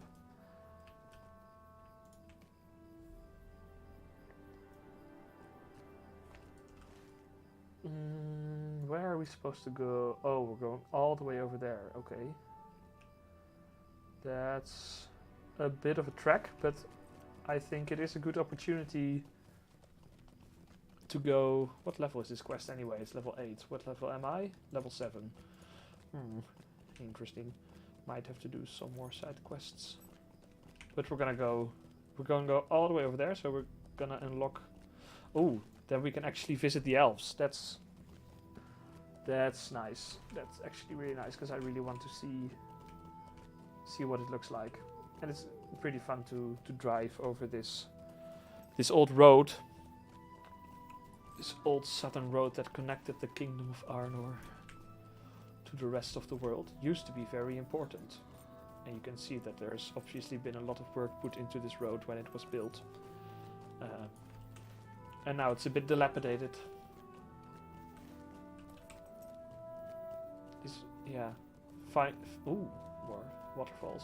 Like completely being able to follow this road, it excites me more than it should. But that's one of the nicer things about Lotro, that the world is so open and interconnected that it really feels like it's not a loose web of instances. It's like you can just go anywhere and it's all connected and set up. Yeah, I really like that. There we have Orion in the sky, called Menel Makar in Middle-earth, with his belt over here. And the music swells as we cross the river. The music is really good. I wonder, so there are several composers that have made music for Lotro. The most famous one is Chance Thomas. And another one that's been making a lot of the more recent stuff is called Bill Champagne, I believe, which is a pretty awesome name. I've listened to the soundtracks quite a lot because I use them in the background as background music for the videos that I make on YouTube.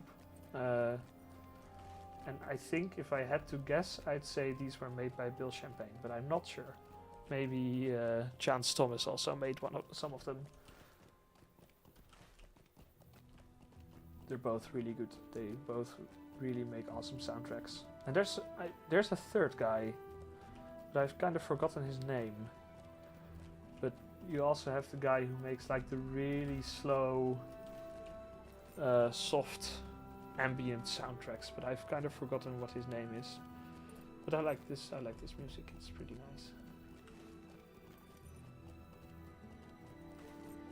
Oh, danger. The road is not as safe as it seems.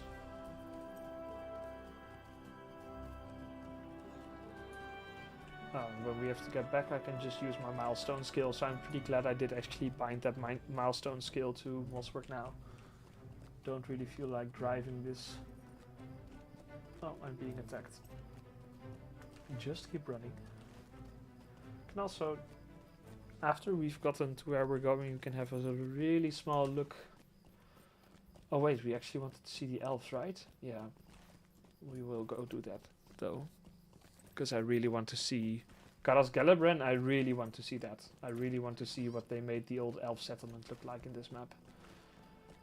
But I'm also kind of curious how this connects to Enedwaith. So I just want to check that out real quick, if it's safe enough to do. And then we'll go to Karas Gelebren, and then we can take a stable master from there back to, or teleport back to Mossberg. That's actually way faster. I really need to unlock fast travel on these characters, but you gotta still buy VIP for that. So this is probably, that ruin is probably connecting to Enedwaith, because we are reaching our story destination here. And there's another person here, probably doing the same quests. Ah, dead Uruk-hai. There we go.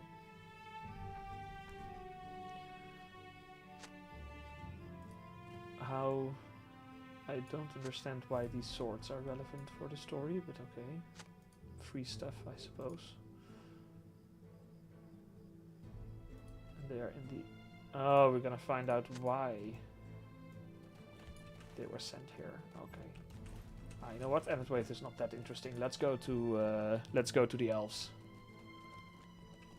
If you have any questions, by the way, feel free to ask in chat.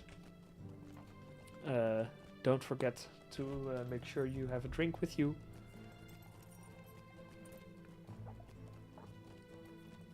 I have some water in my Prancing Pony mug, which I will continue to show off because I really like it.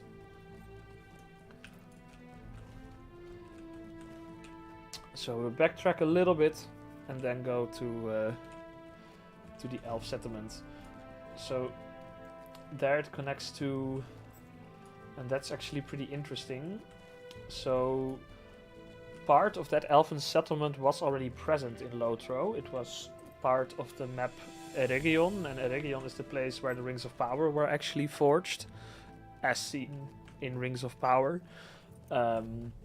And the forges where the rings were made were already present in the game. It was confirmed that those were the forges used by the elves. They're called Thammeerdane. And now they've connected this new area to it.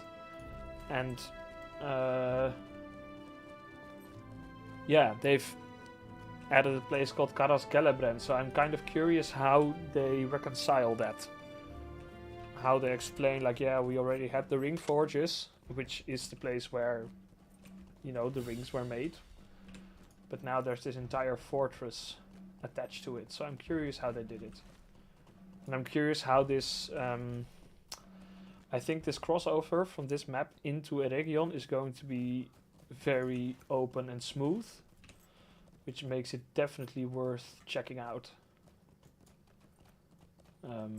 Yeah, I'm really curious about that. But first we'll be unlocking the stable masters that we passed by, because you should always unlock your stable masters if you pass by them. Very, very important.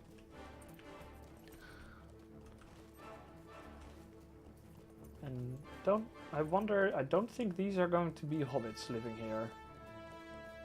Unless this entire area is inhabited by hobbits, but I doubt that, so... I would guess these are going to be humans. So place your bets. Yeah, these are probably done landings. Am I right? Yeah, I'm right. These are done landings. Greetings, friend. Also, you know, yeah, done landings. People who inhabit Dunland. So those are here as well. But we are not exactly coming here for this. We are going to the elves. But at least we've unlocked this now. So if we have to go here for the story, then well, we'll be able to get here a bit more easily, which is great. And we're almost there. Pretty close to where we're going.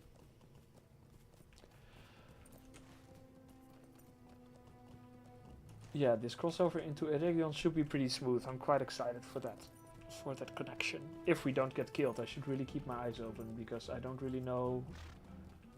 Like, I think this area should go up to like level 15 or something at least, or level 20. So, oh, what's this? Stork. I've never seen a stork before in Lotro, I think. Nice. Yeah, I should really keep my eyes peeled or I might get killed.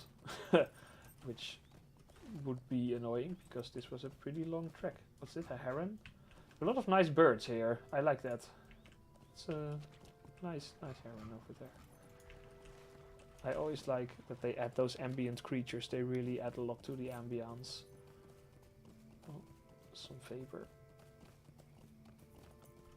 Those orange enemy names are kind of freaking me out. Don't want definitely don't want to attract too many of those, and I've lost the road. If I was part of Bilbo's company, I would lose my way really quickly. My god. Egrets, storks, herons. They really liked adding birds. Okay, we're there. Caras Galebren. Let's see what they did here. This is gonna be interesting.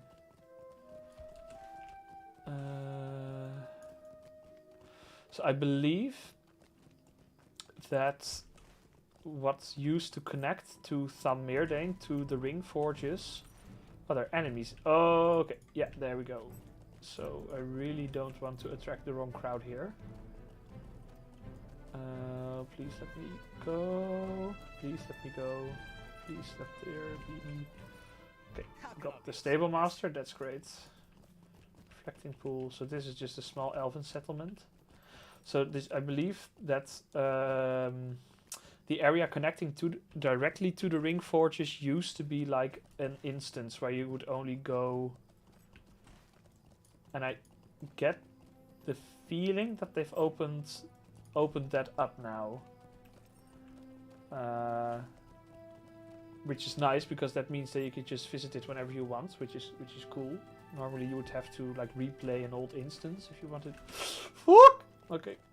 Jesus. Okay. Oh no. That's bad. No.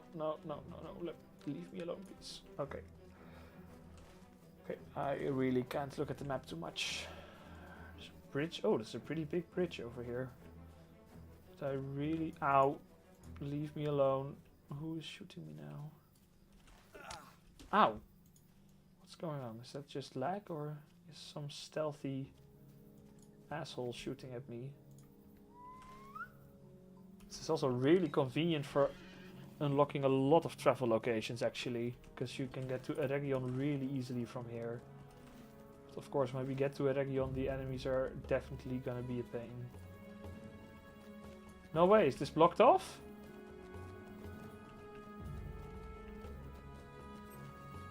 Ah. Okay, so they haven't opened it up. Okay, then I think I know what they did. That's a shame. So these are the ring forges, probably, I would guess. And I think, yeah, Tham Meerdane, yeah. So that's still blocked off. That instance is still closed. Okay, that's a bit unfortunate, but I think I am going to risk scouting a little. I don't even really mind if I die, to be honest, because I just have the milestone skill, and then we need after this we need to get back to Mossward anyway, so it doesn't really matter if I get killed.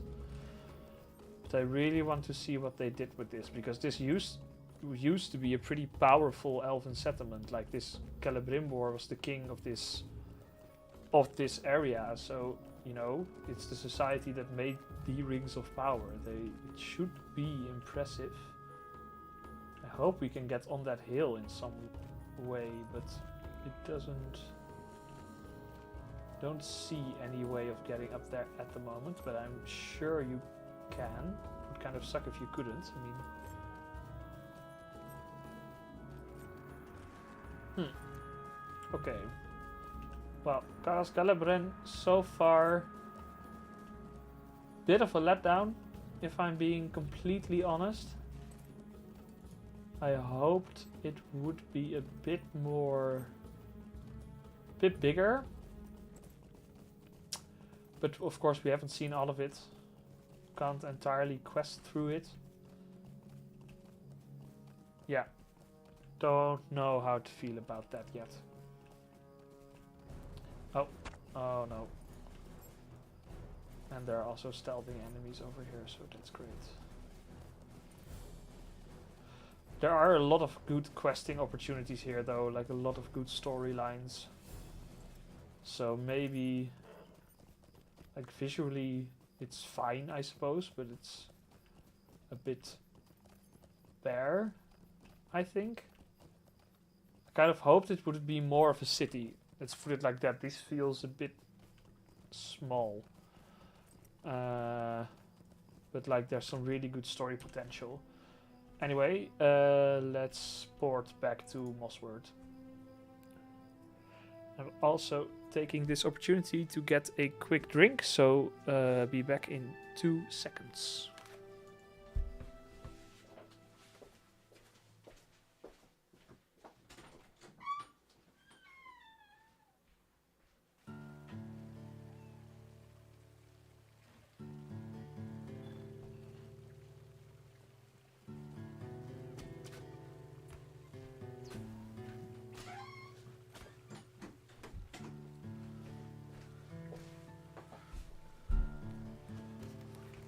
Right, we're back in Mossward.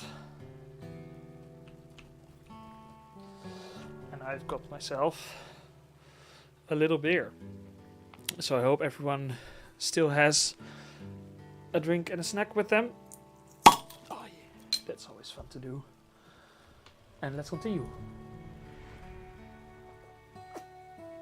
Let's see what Melodier has to say. Bring interesting tidings. Okay, bring the swords back to the blacksmith. I am getting more attached to Mossward, I must say. More Uruk blades? But maybe it's because I of the didn't music. ask for these. Could you do something about Okay, Tegwin? this is He's getting been bothering me since this morning. Tegwin. Oh, it's the child What can again. I do to help the village? Can I come with you?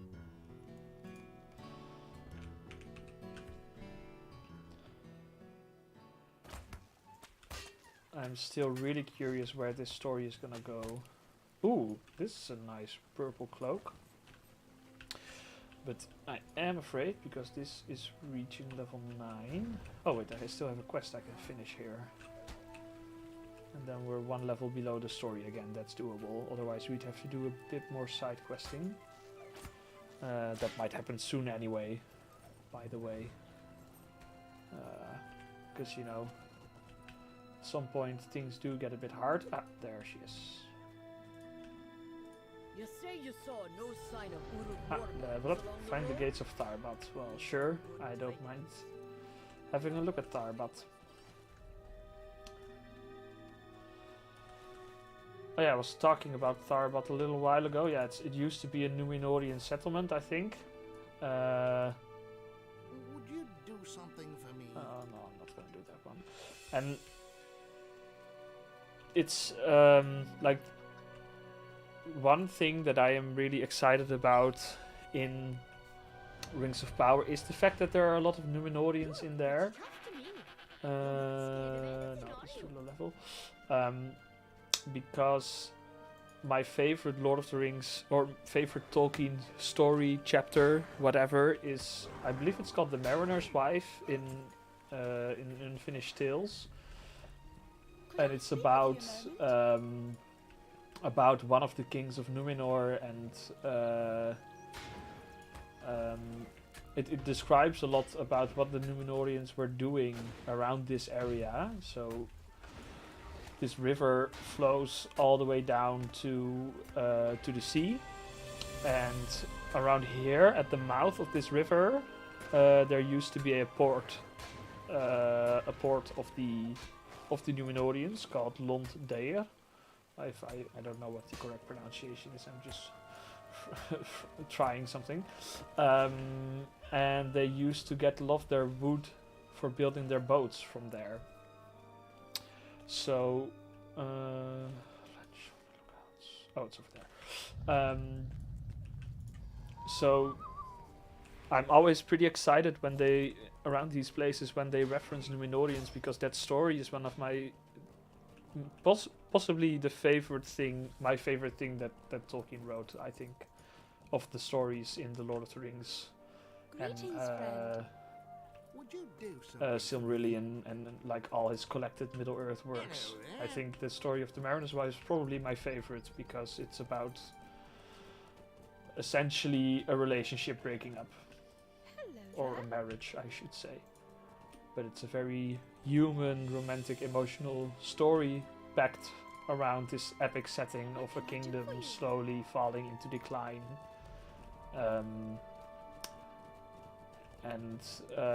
That's also described that the Numenorians screw around a lot in this region, make the locals quite upset. Like the progenitors of the Dunlandings are not big fans of the Numenorians for that. So yeah, it's a relevant and interesting piece of the lore to incorporate in this region. So I hope that's something that is referenced. That's something that is referenced here. What am I supposed to do here? Can the map zoom out, please? Kill stuff. Well, that's doable. Yeah, collect boar tusks. Do I have to kill wolves as well? No. Crab and talons and potential whetstones. So those whetstones are... okay, goodbye. Those whetstones are probably in the river. So yeah, this is really an area with a lot of history. And we haven't even reached Cardolan proper, like Cardolan itself, the what used to be part of Arnor. Because that's the next map. So I'm assuming that the map that we're currently in, well, we saw it with Caras Celebrant, they were level 12, so I think this place probably goes up to something like level 15. Something like that. And then we get to Cardolan, and as far as I know, there's not a lot explained about Cardolan. The only thing I do know is that a lot of the inhabitants of Cardolan basically died because of a plague, which is also actually so it's a plague. It's made by Sauron.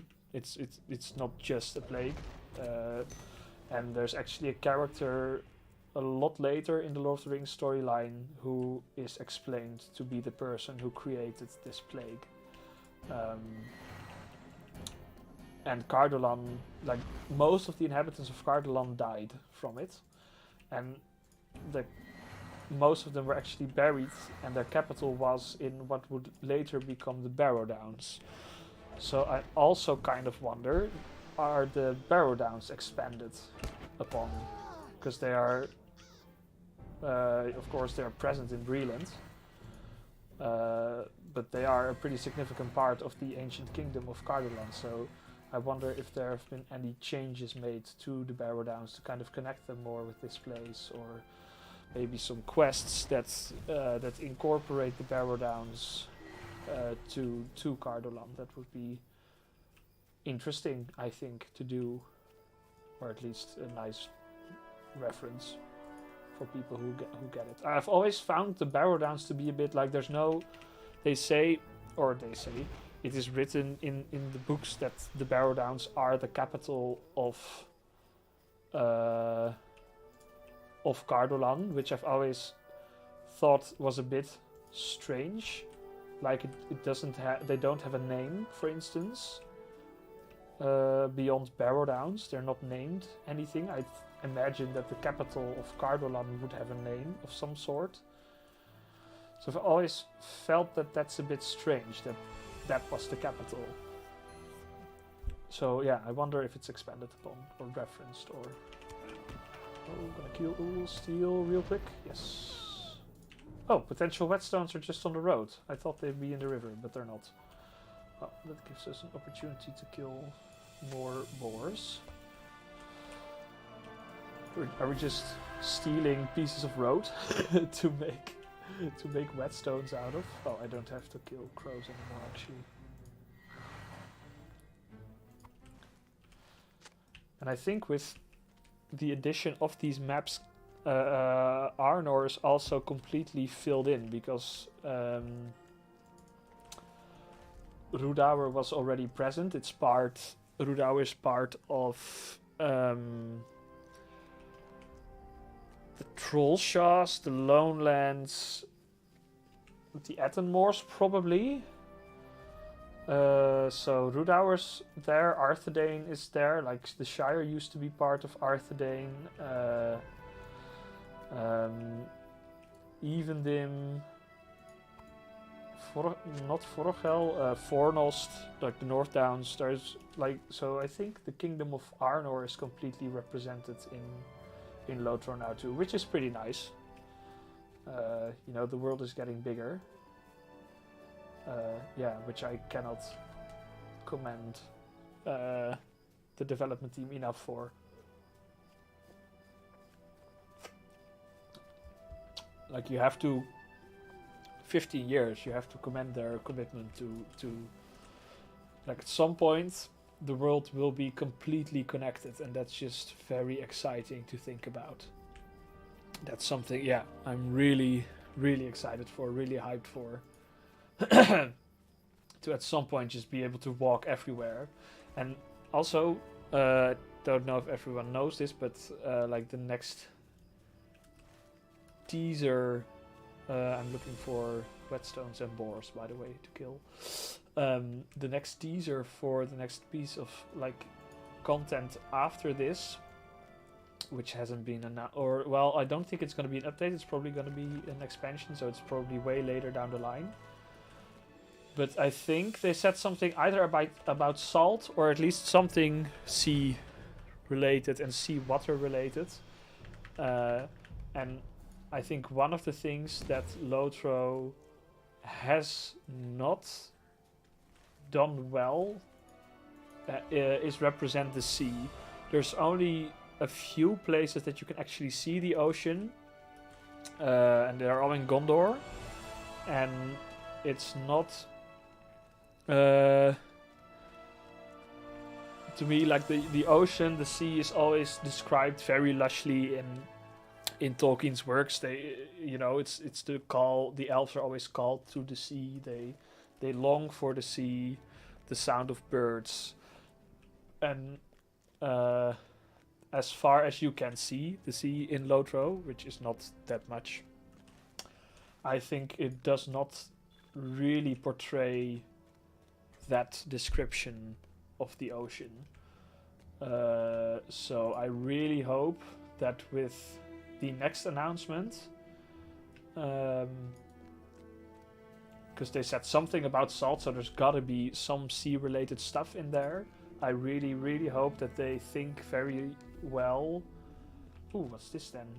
Am I now... Okay, now I'm in Cardolan, and these guys are quite high above me in level. But I just want to know if the bridge is broken, because it should be. Yeah,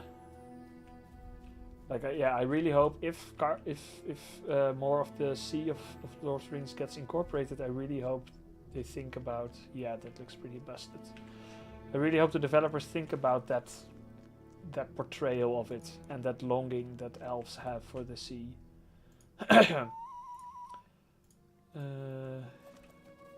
Excuse me, in order to access the content in Gardeland you need to get it at the Lotro store. But I bought... Get the writing skill and gain access to... Oh no, I wrote something.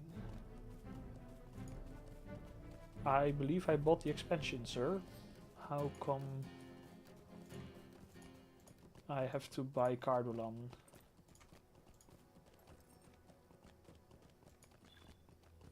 That does not make sense to me.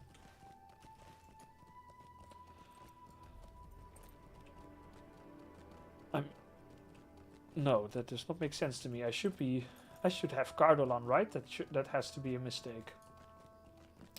But yeah, the sea. I really hope the next piece of content is gonna give us a good rendition of the sea. That's gonna be awesome.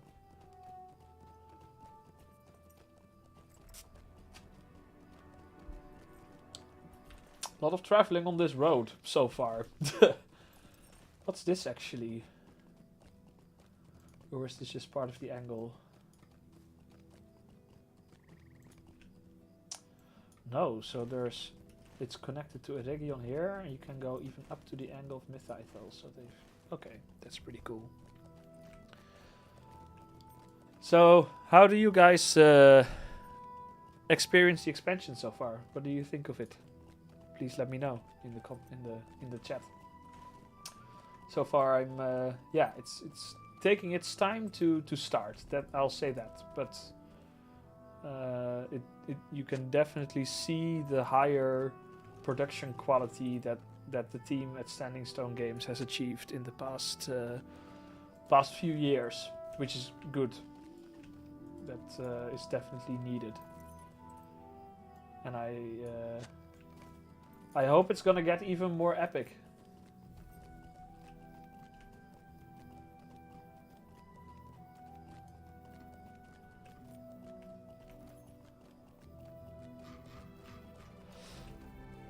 Now back to Mossworth. Got 3 quests to hand in, so that's not bad. Ooh, this song is also pretty nice. I hope... so, there is a YouTube channel, I think they're just called Lotro Soundtracks. But I use them as a source for the soundtracks I use in the back of my videos. And I hope... they upload this soundtrack soon, because there are some bangers in here. Really enjoying the music. That's definitely getting an A from me. Very good.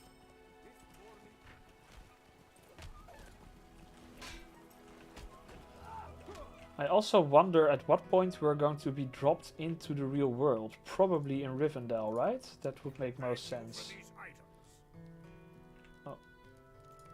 The boy is missing.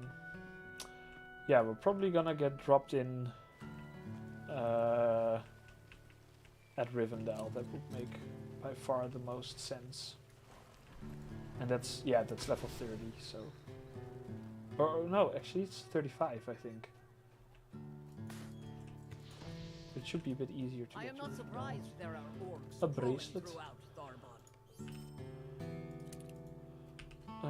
Search the perimeter for the missing child. Only just started and already I've lost my boy.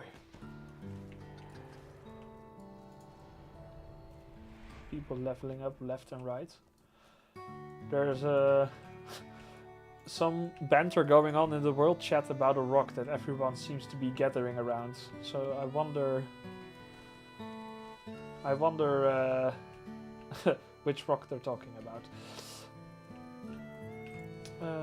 We have to find the boy. He's probably outside. It's already starting to become dawn again. Don't mind some daylight. Oh no.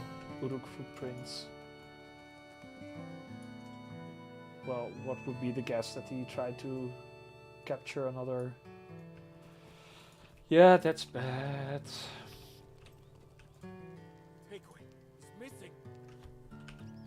more equipment. Think a boy might have found Uruk tracks leading north?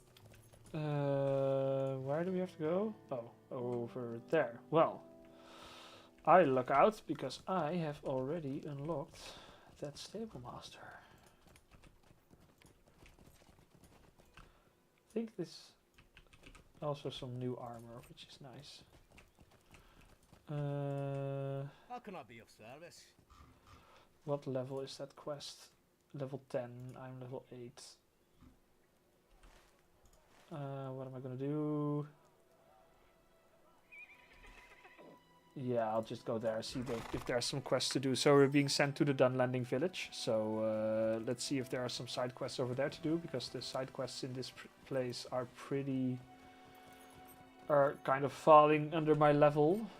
And of course we want to quest efficiently. So I really should have unlocked VIP on this account, but I didn't. So that's unfortunate. Which means we cannot fast travel. Which is a mistake. I should have done that.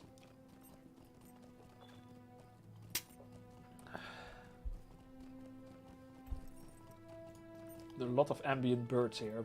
They really had a field day making birds, you can tell. Don't know who's responsible at Standing Stone for making birds, but that person had a good time, I think.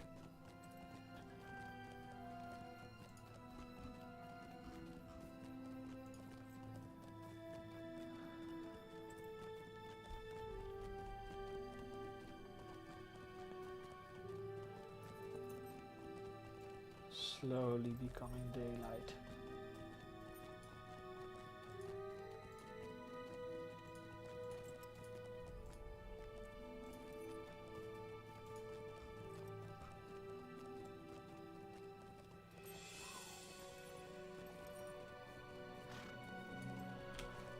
What's more to find on these maps?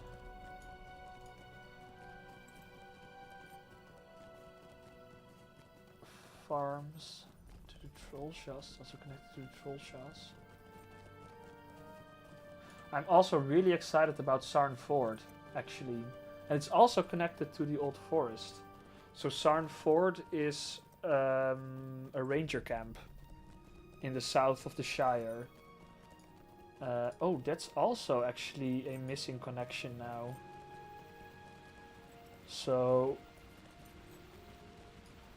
one famous missing element of the Shire in Lotro is the South Farthing, which is the southern province or southern part of the Shire, which is also where all the pipeweed farms are located, coincidentally.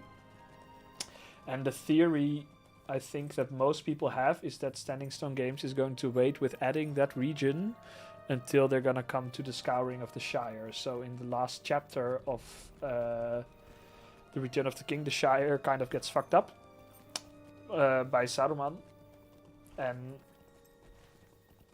it's assumed that when we reach that part of the story in Lotro, that then they're gonna add the South Farthing. But for now then, that's another gap in the map, because we can go to Sarn Ford, and according to the map we can continue from Sarn Ford to the Shire. But normally you'd have to go through the South Farthing, so I hope at some point they will add the South Farthing to the game. Really curious what they do with that. And then you'd have a really cool map actually, because then the Shire would be completely open on the south side, and Breland as well. And it would all be connected to this area, so that's also something to be excited about in the future whenever they're going to release the South Farthing. Let's hope it is not too far in the future. Okay, we made it to the village. And our ranger friend has made it too. He has unlocked fast travel.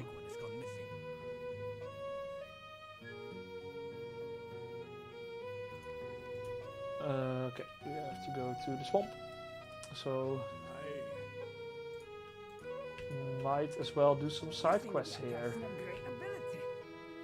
Even though they're a bit above my level, it shouldn't be too bad.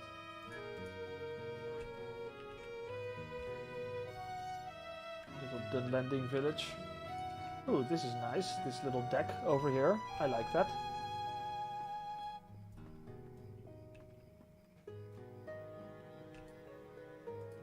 Won't you lend me your aid?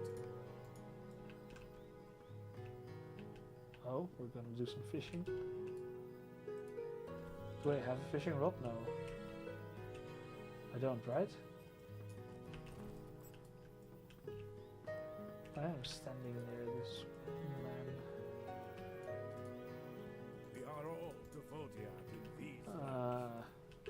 Well, I'm not gonna bother with fishing. Or do I have to? Yeah, fuck, I have to. It's part of the tutorial. Then there should be a hobby master here, right? I don't know why they bothered with including fishing in a quest, but...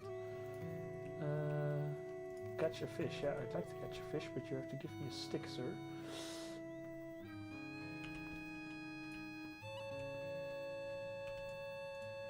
Won't you lend me your aid? Won't you lend me your aid? Next to you? Where's the hobby? Oh, he's sitting over there, I'm just blind. I have not seen Train. your kind before. Yes, do you... Oh, and he's given me a fishing rod. Well, I guess we'll do some fishing real quick then. Do I have to read this as well? Probably. Don't you get the fishing skill applied immediately if you unlock it? I think you should.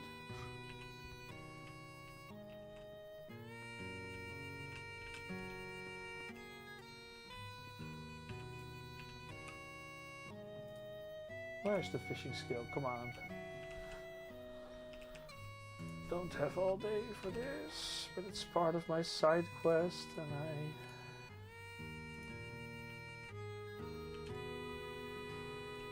can I just not find it or is it in the hobby panel? It's in the hobby panel, okay, my bad. Do some rustic fishing, that's also part of the experience.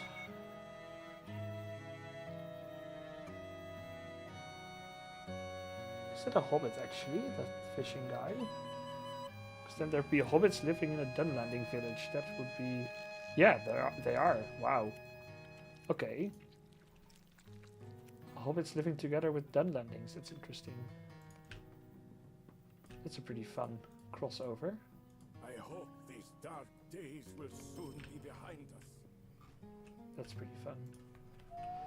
I really wonder what this rock is that people are talking about. I'm gonna ask. Oh, I cannot talk in the world chat yet. Unfortunate. What else do I have to do here? Introduction to crafting. I'm not a big fan of crafting in Lotro. Even the Uchluth have need of help on occasion. The Uchquairod requires us to bid Oh, welcome to the Duvoriad. do I want to do this? So they've completely included a lot of introduction systems, I think, here, because for this quest we have to complete 3 crafting introductions. And 3 is because you have to select a crafting vocation, which contains 3 types of crafting that you can do. But I'm not sure I'm a big fan of that. Cook, farmer, tailor.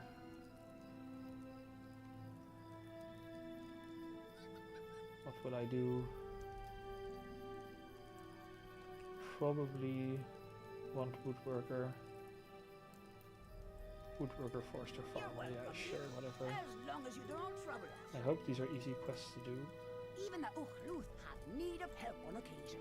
Even the Uchluth have need of help on occasion. So on the, yeah, don't know if I like that being incorporated. Maybe this is really easy and then it's not too bad.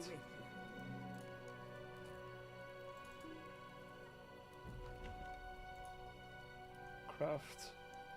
Forest. And this is introduction to forester.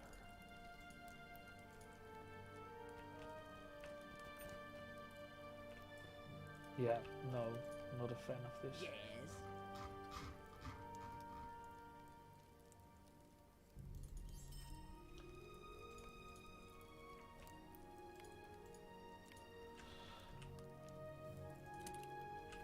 I believe it's supposed to be pretty easy.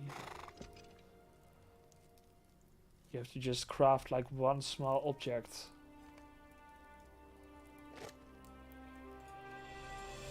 For each vocation, which is not too hard.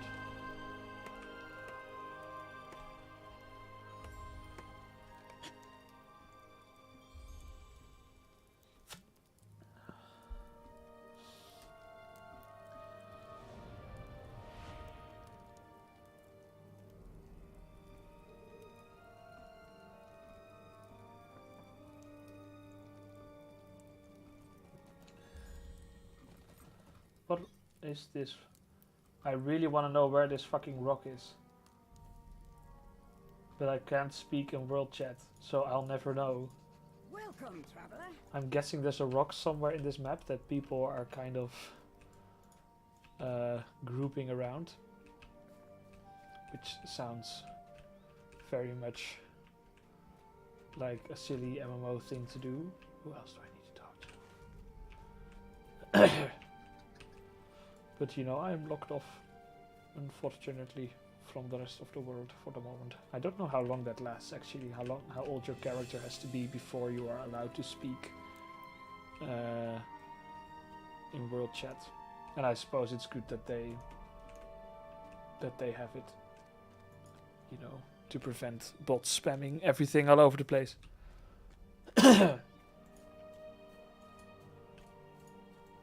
I should probably equip my actual weapon again too. A lovely day, isn't it? Oh, do farming. I have actually, this farming is the only thing I've ever done in Lotro in terms of crafting.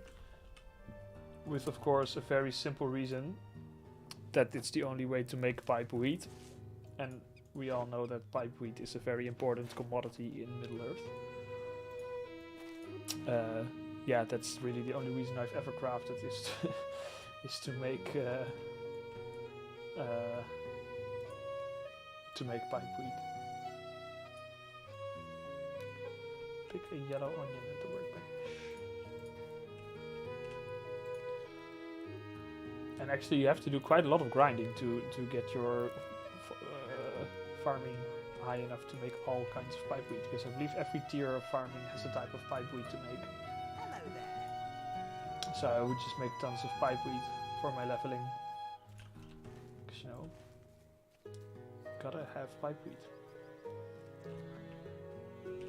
They've made like settlements for all types of things living here. They've got hobbit settlements, they've human settlements, elven settlements. All manner May the spirits be with you. of settlements here.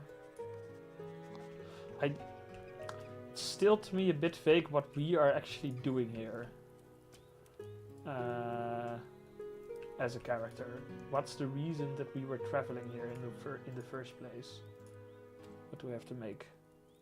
Create a bow. Oh, create whatever.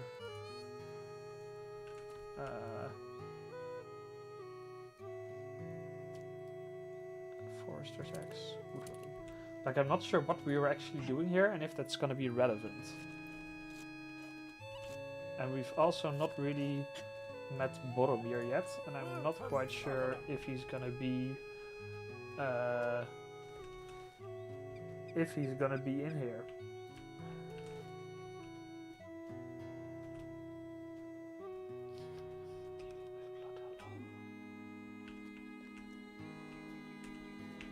It's not a quest that we have to pick up somewhere.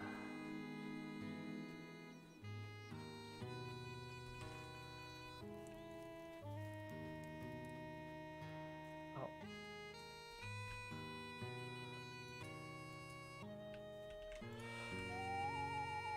Let's do one more quest out there.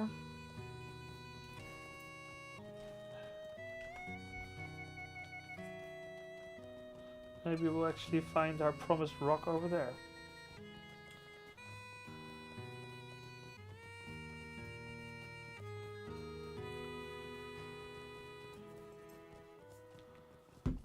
Where are we going? Into the hills. Sure.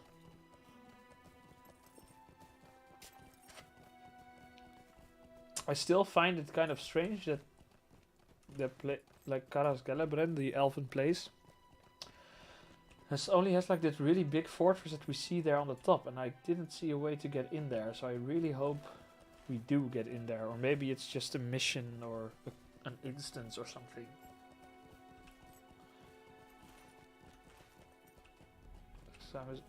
Oh, these some strong enemies around here.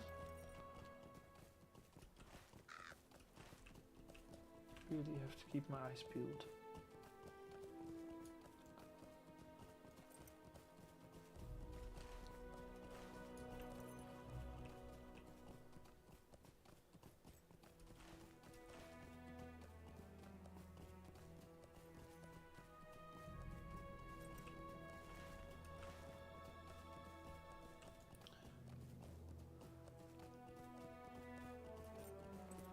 Going to a place called Blood Hollow.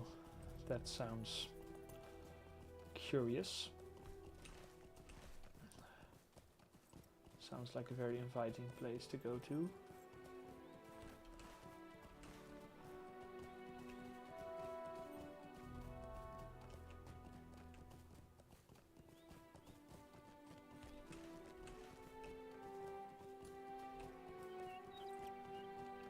There we are. Nice of you to finally arrive. What took you so long? Have you had to look after 3 teenagers in the wilderness for a week straight?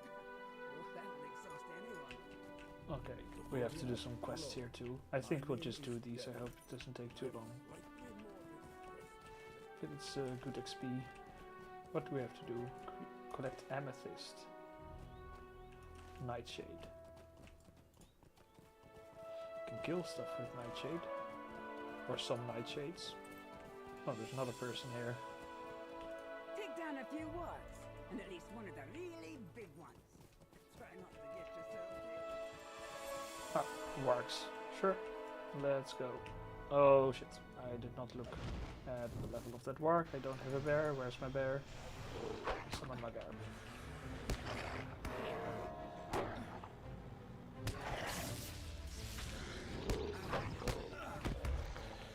Don't forget, guys, if you have any questions, any banter, feel free to tell me in chat.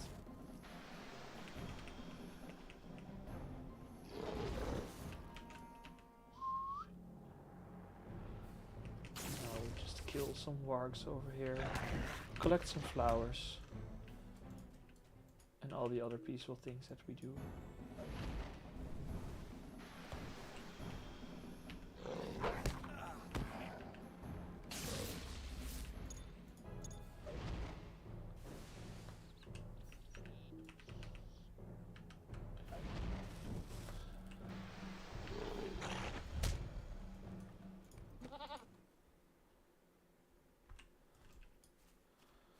Oh, there's the nightshade. That's a lot of nightshade, actually.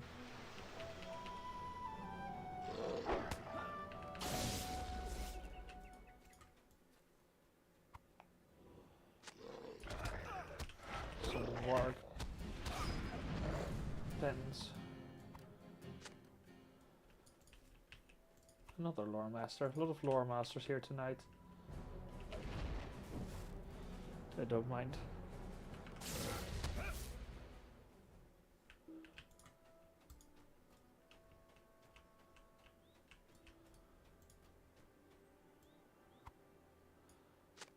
Nightshade growing here. Good, not so good wolf repellent, apparently.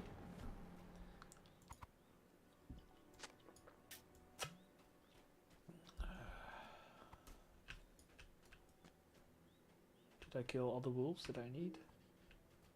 I think so. But I need to collect more plants.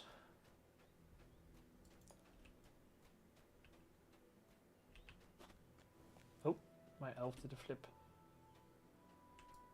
They've made some of the animations on high elves like super extra, which is pretty funny. More nightshade over here? Yeah, more nightshade. Are we gonna poison someone?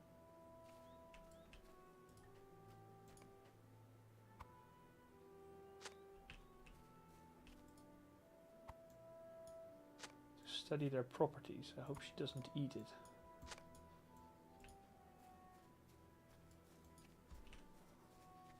Oh, the quest is morbid botany, so I'm pretty sure she's aware of what Nightshade does to you. Don't eat Nightshade, kids. It kills you. Rather unpleasantly as well. Maybe it'd be fun to fight alongside you sometime. Or against You you. also get In a friendly way. map currency, so I wonder what's to gain from that.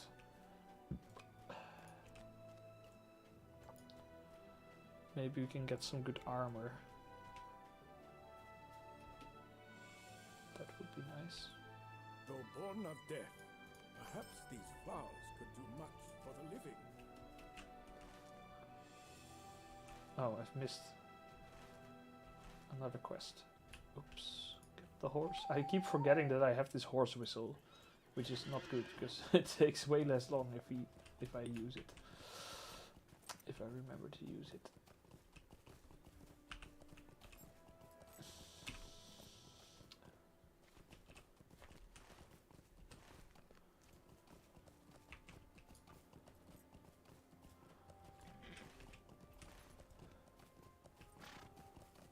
I wonder if someday we'll be able to follow the Grey Flood all the way to the sea, because there are not a lot of places connected to the Grey Flood that are actually My task interesting is to find a reliable source of water for uh, the scouting party. to explore.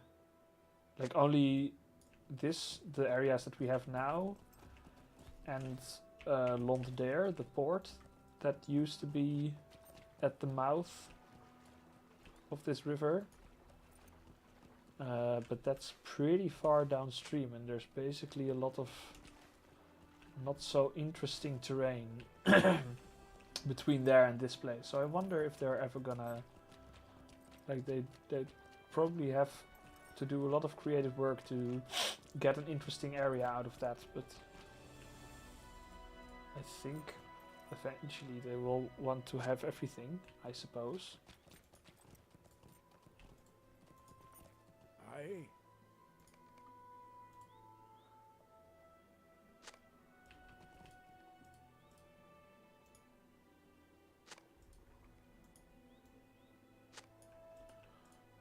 Perhaps when Margaret's bloody work is complete.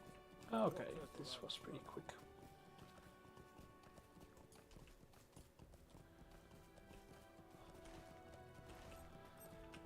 Then we've done the quests for these fellows. So far, also a bit generic quests. I hope there's gonna be some more unique side quests. Especially, I recently played through the Angle of Mythithel, and there were some really nice quest lines over there. So I know the developers are very much willing to implement interesting stuff like that.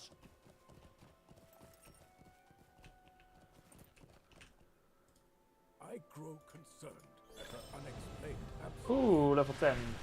Very nice. Oh, and my items will start to wear out from now I on. hope I am worrying over nothing, but my instincts tell me something is wrong. The undefeated reach level 10 without dying. Oh yeah, I should probably hero past and present. Probably my most impressive title.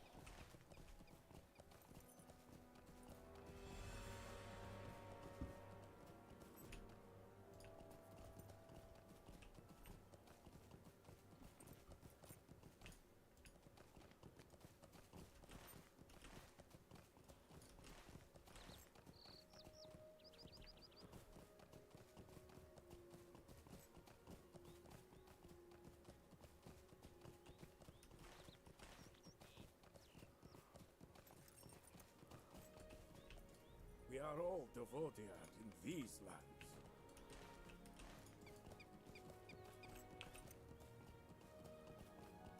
We are all Devodiad in these lands, he says. Devodiad is Stranger, I Curse think. these interruptions. Go fight in my stead. They'll find Nuri. If you play through the main... Oh, fuck, these are enemies. Oh. If you play through the main Dunland area, all the NPCs there call you Devodiat, which is something that really stuck in my memory because I really remember the storylines in Dunland very fondly. And they all call you Devodiat, they all call you Stranger. Which I really like. Oh, I'm being attacked by 2 people. Oh no. Oh no. Oh no. I'm bleeding pretty heavy.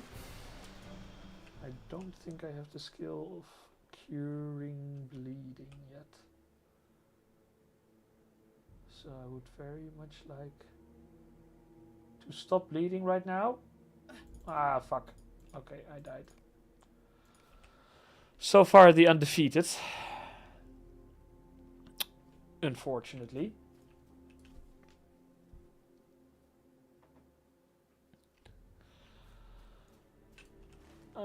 What else do we do here? We have to kill Dunlandings. I really am not used to the fact that I cannot heal myself.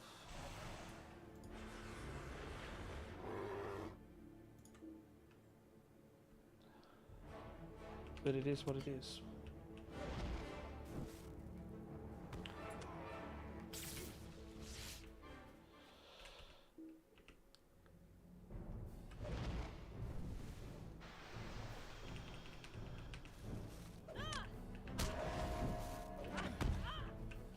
Killing some Dunlandings. Even here there are evil or evil Dunlandings. There are Dunlandings that are converted by Saruman basically. Because they have a pretty rocky history with the Rohirrim. Which is fair actually, because the Rohirrim did basically kick them out of their land. It's kind of a, you know, we're now killing them because they're supposedly evil, but there are some grounds for them to be a bit upset with the Rohirrim.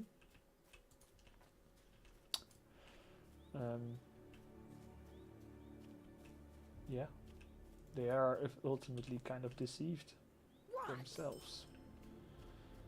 Defeat a scout. Oh, there's one.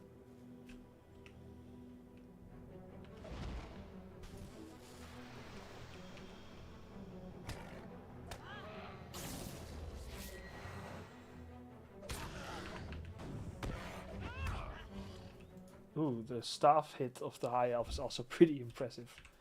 It's like a complete flip. That's pretty cool. Curse these interruptions! Darren went ahead to draw the bulk of them away, but we need you to split their forces even further.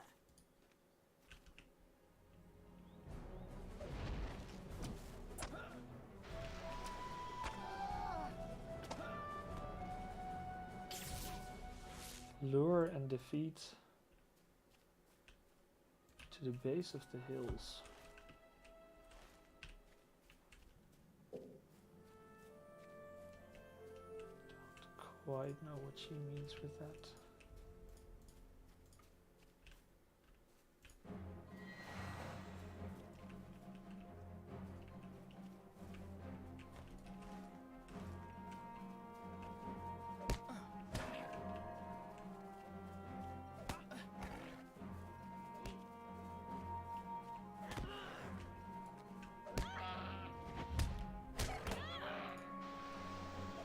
Lure Dragon Clan warriors south to the base of the hills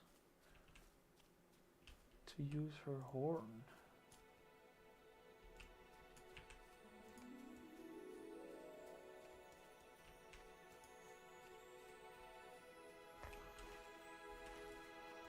Over hill. They've kind of nested quests into each other here. So an NPC gives you a quest where you are asked to do several quests for the same nearby NPCs. I don't think yeah, they do use that method more often. just not used to it in these low level areas. Because that's, I think, a method that they have only started using quite a bit later in the in Lotro. So I'm not really used to being asked to do this as a low level character.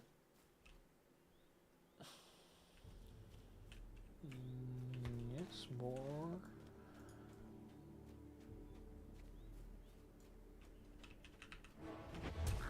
Oh.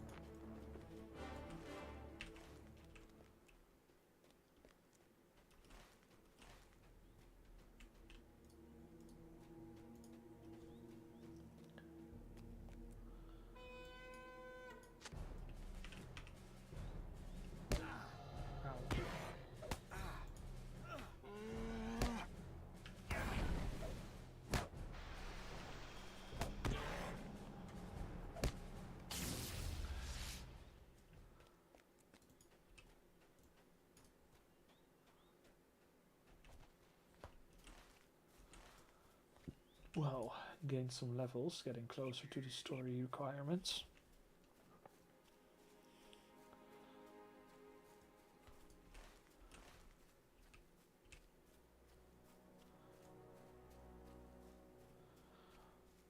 The big ass river delta, that's pretty cool in the distance.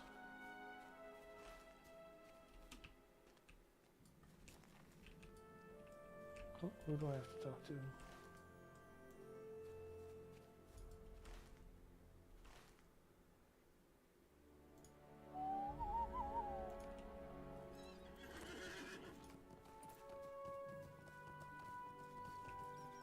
I remember this river delta kind of reminds me of the view you have on top of Amon Hen, the place where Boromir gets killed. You have like the seat of seeing over there, and when you sit on top of it, you look over this very big river delta of the Entwash flowing into the Anduin, and it was like this really impressive view. Which looks a bit similar to this, and it was completely blocked off because the area beyond Amon Hen was not added to the game yet.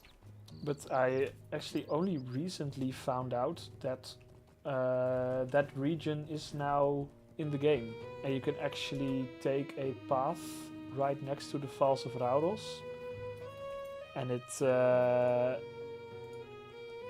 and you can go through that delta, Yes. which was added like years ago. Be with you. So yeah, it's pretty cool Be off with you. that these kind of things are slowly getting added to the game. Still don't know how this would feel as a completely new player. I don't know if I would recommend this to. May the spirits be with you. Yes. Don't know if I would recommend this specifically to a new player. I think you would be, if you are if you're not super familiar with the Lord of the Rings, I think this would be a bit confusing. We are all devoted in these lands.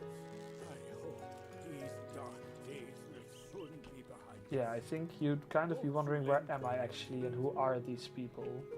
Because that's like the big advantage that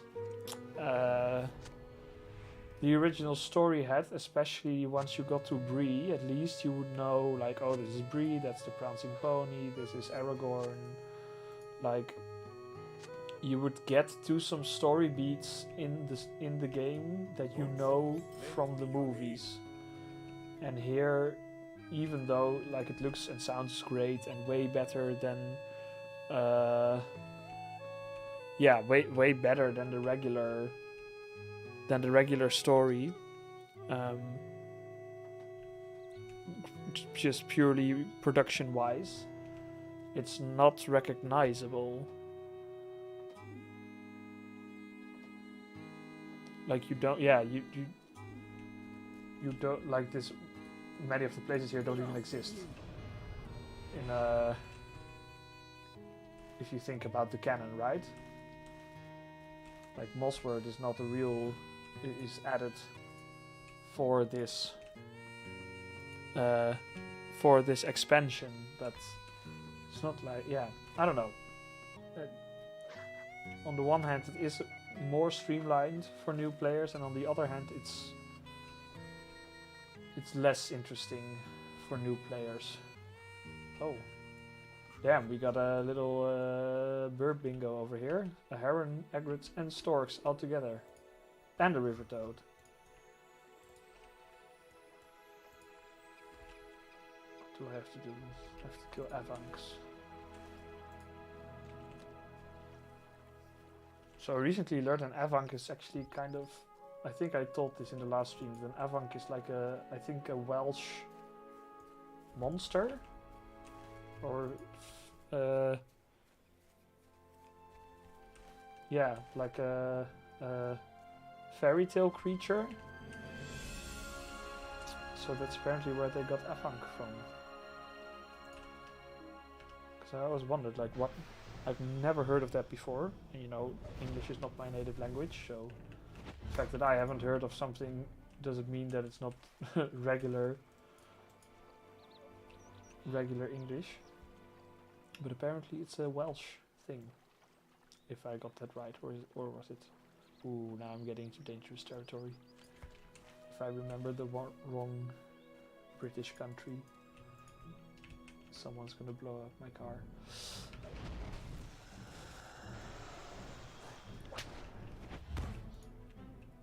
There we go. This island looks pretty nice, even though it's filled with river monsters.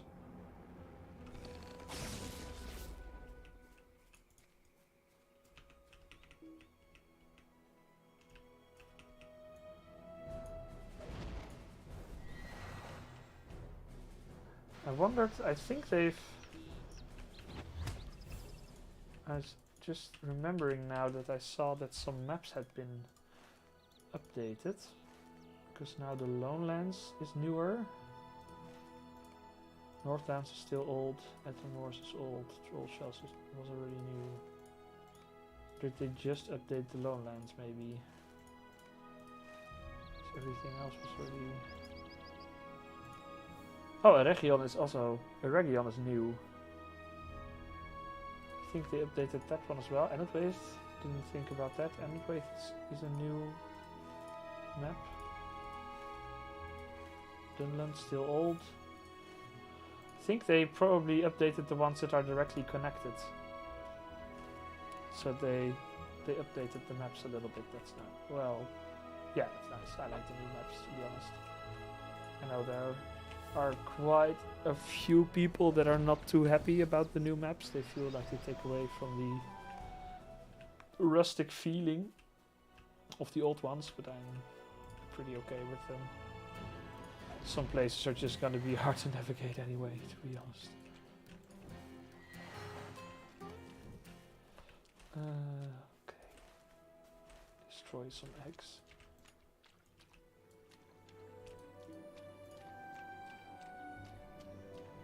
I do like these.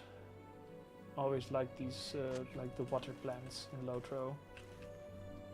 Even back in Archet, those were pretty awesome. Oh.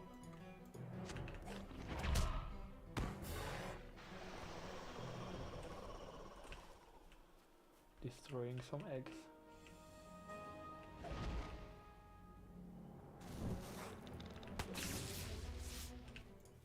Take a little sip of my beer.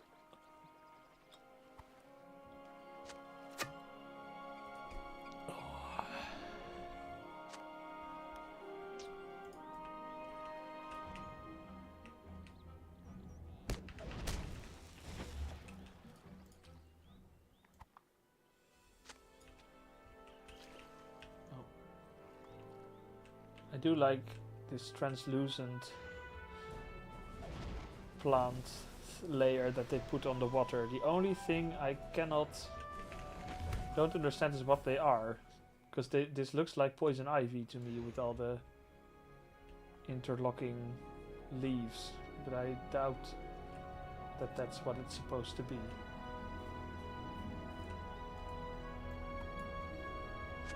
As far as I know, poison ivy doesn't really grow on the water like that. And oh yeah, of course, these are the red holly bushes that Eregion is famous for. Oh, this is a fallen tree.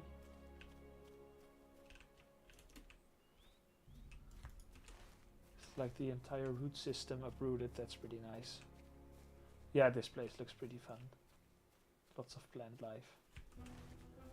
Ultimately, that's really what the Lord of the Rings aesthetic is about. I think it's like, isn't it called something like cottagecore or something like this? Emphasis on like rustic farm life in artwork and fan fiction and stuff like that. People just want to have a cottage out in the country, escape from barren urbanism.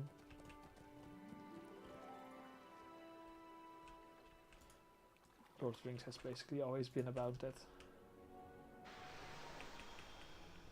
And who can blame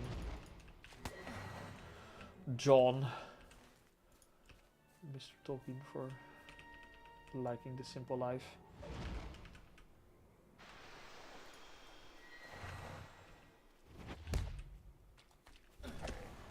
Oh. I do kind of wonder what made Standing Stone Games specifically choose this part. Oh, I accidentally clicked the proper food to eat. What made them choose for this this specific piece of the map?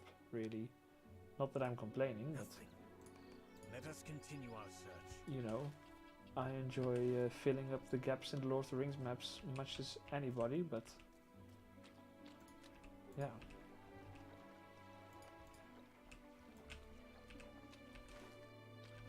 Like, I get the elf part. I mean, expanding on Rings of Power related stuff.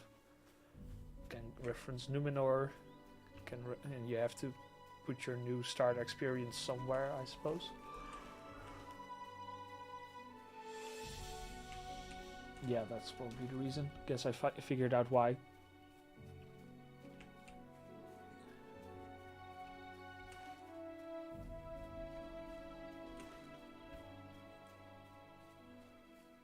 Is that Breland in the back that we're looking at? I think it might be. Or maybe that's just what Cardolan looks. No, that's gonna be Cardolan actually. We can't look that far.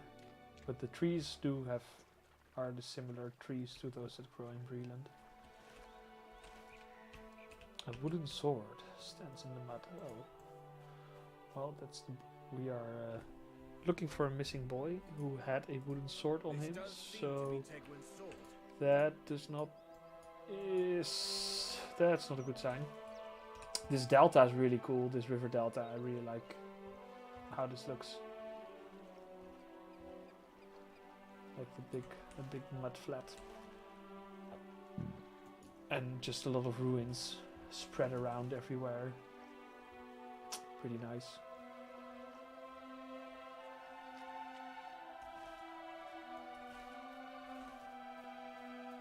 And there, Tharbad. Tharbad is really a place that I've often wondered, like, what would Tharbad look like? It's one of those really kind of offhand mentions in the Lord of the Rings of a place that exists, a ruin somewhere. It's really one of those mentions that makes you. Oh, we have to go to the elf place. That's perfect, because I got the stable master to there. Oh wait, this is not handy. I have to finish quest there. Like, Tharbad was always, when I mentioned it, it's one of those things that really makes you wonder, like, what does this part of the world actually look like?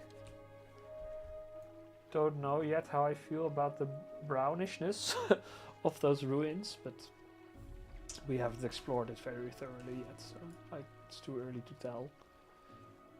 And I guess ultimately ruins are just gonna be broken buildings, right? You don't have much, not much you can do about that in the end.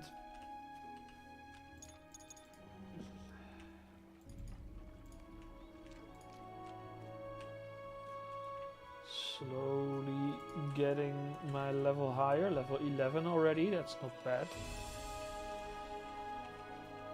Is it already? The sun's not already setting, is it? No, it's still morning. This is a pretty magical island. This, all these plants, the fog. It's quite pretty. Oh my god. Holy crap, did you see that? The swans? I hope you did.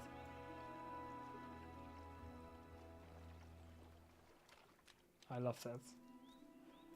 These phalanxes or groups of swans are also present in the Great River in Lotro, and when they like render in, they have that flying animation where they just fly into the water. Ow. And I never managed to get it like properly film it because you have to be moving, and moving footage doesn't always work so well. Also, one really dumb thing that I should have figured out earlier about shooting footage in Lotro is I used to use Fraps, which, you know, screen recording software. But Fraps has like a huge FPS hit, and you can record raw footage through OBS as well, which is the same software that you use for streaming, and it doesn't have nearly as much of a performance impact. So I can much more easily collect like 60 FPS footage in Lotro using that, and also collect moving footage and stuff like that. So that's really something I should have done way earlier. Someone asks, which area would you like to be expanded next? Yeah, so there are a couple of contenders, I think, but there are rumors that the next area is going to be near Harad, so all the way in the south. And like we've never had a desert in like a proper sand desert in Lotro. That would be really cool, because I think a lot of the places that we have been, like, yeah, Gundabad is way different from Moria, but they're still mountains. It's always mountains, forests, fields. And we've never had things like a desert or a jungle or things like that. So I wouldn't mind seeing Standing Stone Games trying their hand at making a desert biome. Normally I'm not a big fan of deserts in video games. I think the only desert that I ever liked in a game was in Guild Wars 2, but yeah, it's such a uncommon, it's basically an absent biome in the Lord of the Rings Online that I would really like them seeing them try that. And I mentioned it a little while ago, but like there's only a few places in Lotro where you can see the ocean, and the way Tolkien describes the ocean in the Lord of the Rings is very poetic and beautiful. And I think the game currently does not really do it justice. So I hope there's gonna be, like, if they include Harad, then they could also include a bit of shoreline, and then I hope that that the ocean is gonna be this majestic body of water to which all the elves long to return home to. That's something I would really like to see in Lotro. May their spirits be with you. So yeah, if the predictions are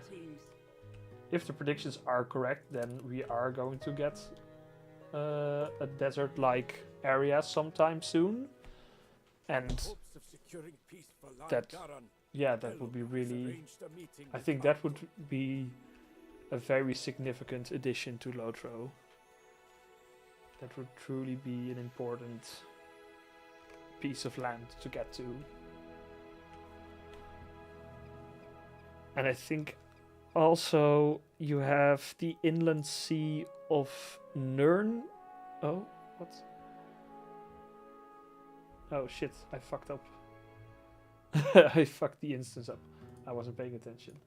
But the Inland Sea of Nirn is a salt lake, basically, in Mordor. What did I do wrong? Did I have to stealth? Stay hidden unless you are needed. Oh, I should have stayed behind here. Whoopsie. And I believe, like, some of the conquered evil groups are granted the land around the Sea of Nirn. They are allowed to live there. And that would be interesting to see, like, a peaceful enclave of orcs. That would actually be really cool, because there have been some, like, for instance, in Gundabad, there is a goblin who helps you with some stuff, and that's already kind of a sign of, like, Sauron is dead, he's gone, there's no big evil thing that these orcs are fighting for, so it would be an interesting part in kind of exploring that dynamic of, like, what are orcs now?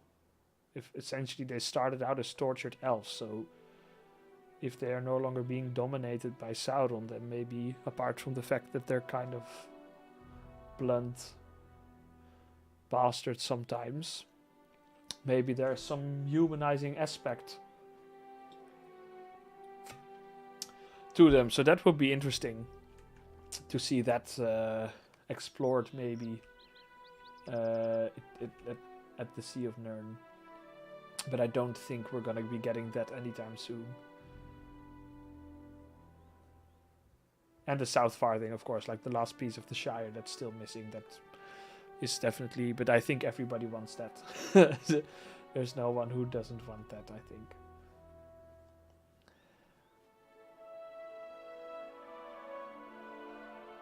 Okay, if I'm kind of ignoring this dialogue over here, but I think this is about, so these are Dunlendings. I think some of these bad Dunlendings are allied with Saruman, and this character that we've been helping has deserted from them because she doesn't agree. That's, I think, this, because I haven't really been reading, so I'm not sure if that's the case, but that would make sense because, you know, there are like these big loyalty issues in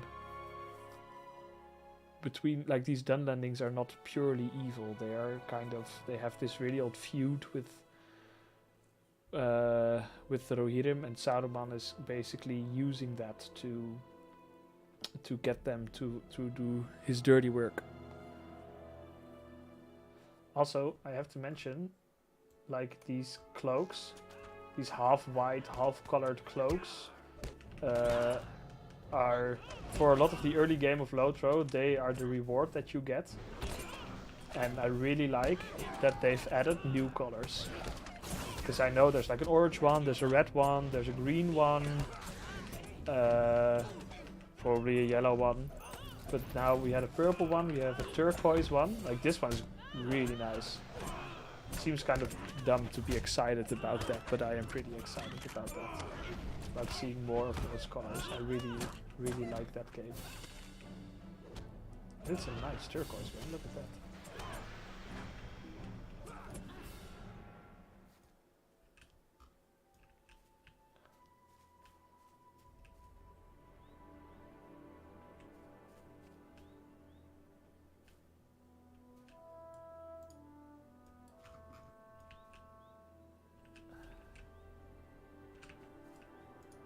Are these two?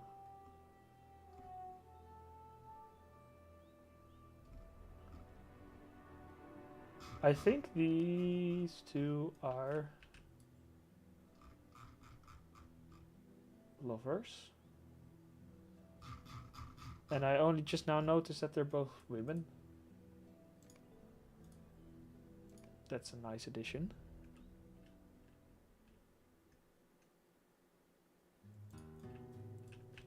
May the spirits be with you. Ooh. you get a housing decoration. Always welcome, even though I don't Welcome, traveler. have a house in on this account. This is, you know, it's not my main account, so a lot of the stuff I have unlocked I don't have on this one, and I don't have a house, so this decoration is kind of useless at the moment, but still nice to have. Right, so we've completed the Dunlanding village. That's great. I think I'll just use my Lotro points to unlock the riding skill on this character as well. And now that we what's happening over here.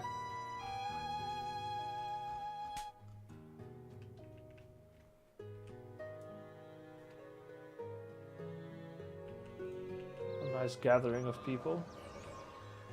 I wish I had some pipeweed with me, but left it on my other account, unfortunately. Shame.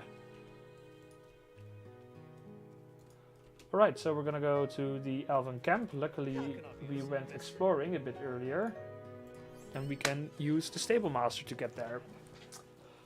I'm really liking this turquoise color of this cloak, especially together with the hat. I'm really, really enjoying it. Now we're gonna go here. Some good old... What am I holding?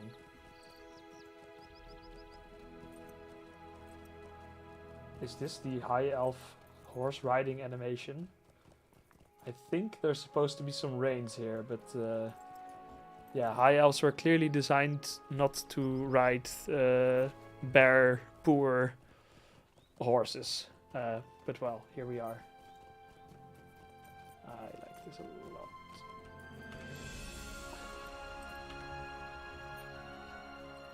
Took a cheeky little screenshot.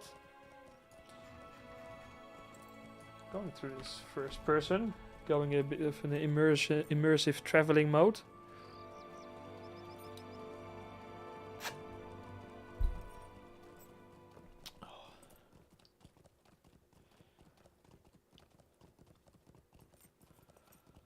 Oh, there's the road up the hill. Okay, we're gonna check that out in a moment. Oh, this stuff is not loading yet. We're gonna check that out. I think we might be... Okay, so this stuff isn't loading too fast. I think we ought to be high enough level to get up there and not get killed. Oh, we actually have to go up there. Oh, another ranger actually. Okay, so there are Uruks in Karas Gelebren. I've been keeping watch over That's a these level lands for quite 15 some time, quest. and it troubles me. Okay, The shadow these grows are more my speed. Well met. Are you heading west? even so far from the lands of the enemy. There is dread upon my heart. Okay, so we have a Alas lot for of Karas quests Gelebren. that we can do here. Alas for the Myrtai. Will you lend me your ear? I'm gonna sell some Mind stuff my real words, quick. traveller. Well met.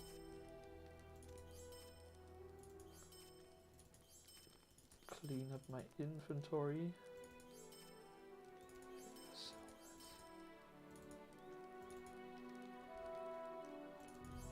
Okay, looks like there's a little bit of lag coming in, which is not a surprise, assuming there are probably a lot of people logging on right now, probably also reaching the usual playing times of the US crowd, I would imagine. Why do I have a level 15 earring? What do I do with that? Well, last time I was complaining we didn't get to go up the hill, so let's go up the hill.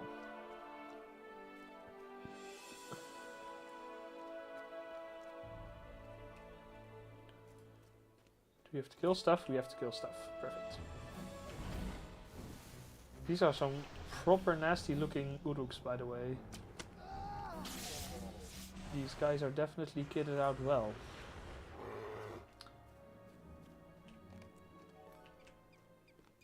the ruins of the city. So these are...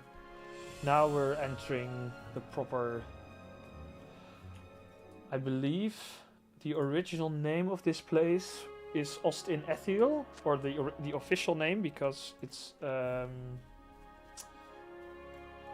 name is from the Silmarillion, which the Lotro does not have the rights to, so they cannot use names that are only found in the Silmarillion.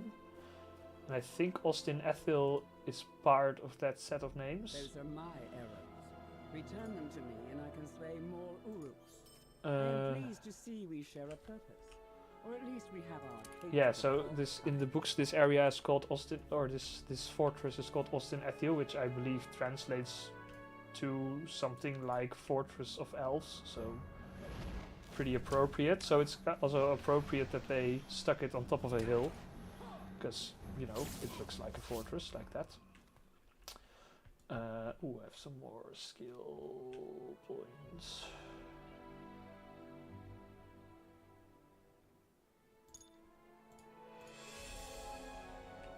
Feeling, am I forgetting some skills to put some skills in my skill bar? Is the game's... No, I'm not. Okay. I still would really like to have a cure for this bleeding, but I don't. I can't even heal myself yet. I'm not too psyched about that. Okay, so this is the camp up top. The fortress. It's not too big.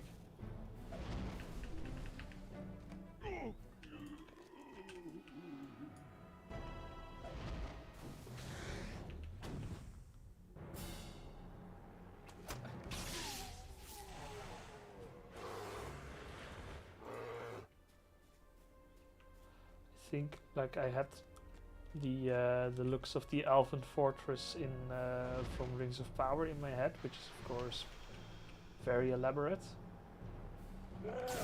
So I can't help but feel that I hoped for a bit more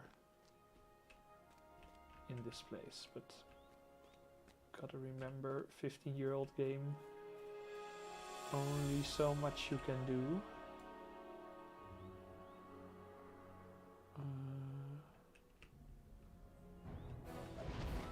Don't really want to aggro that many of them.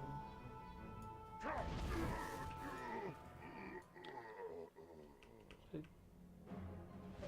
do get the feeling I might have to kill that captain.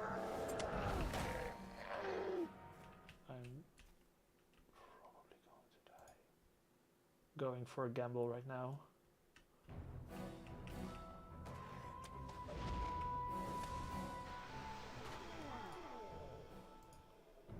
Oh, this might just go exactly right.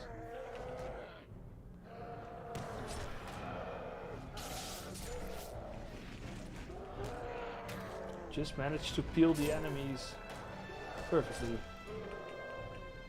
So that's great.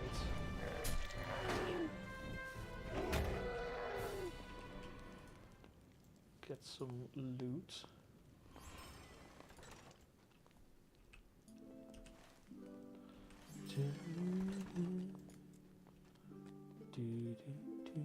This is one of my favorite soundtracks. Actually, I sort of made a cover for this. Oh, I can talk in world chat now, that's great. Someone is talking about getting a free riding skill, so I guess... A Mossword quest?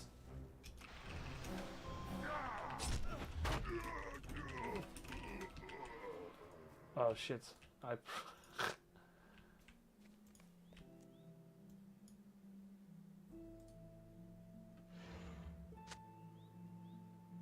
What?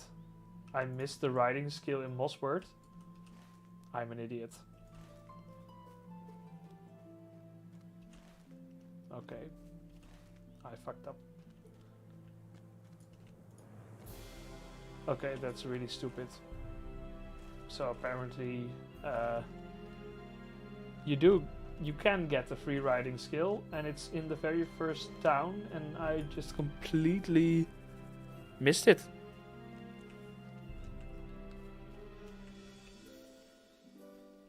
well, that's definitely something we're gonna look into. Gonna get a few of these side quests done probably, but definitely gonna look into that because I definitely want a free riding skill, but I wonder what I missed then. Slaying Uruks may be its own reward, but finding a clue to their purpose here is even better.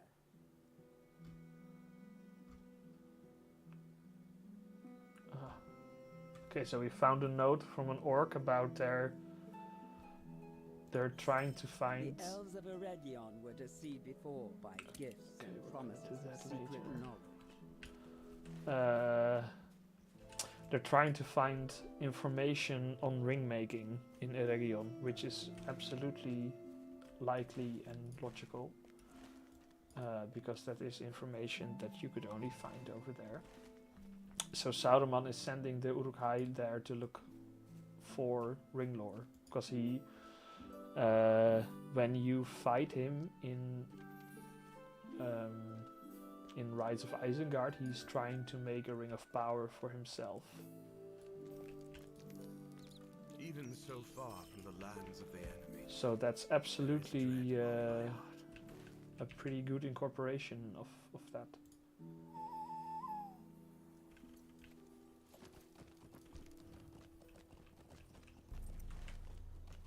Gonna try to whittle down this quest log a little bit, and then we're definitely gonna look for that free riding skill in Mossword, because I really want the free riding skill. And I was promised a free riding skill, and I will get one. Oh, this is the place where I got killed last time. Now we've reached level 12. Oh, now we should be fine. And here's the bridge.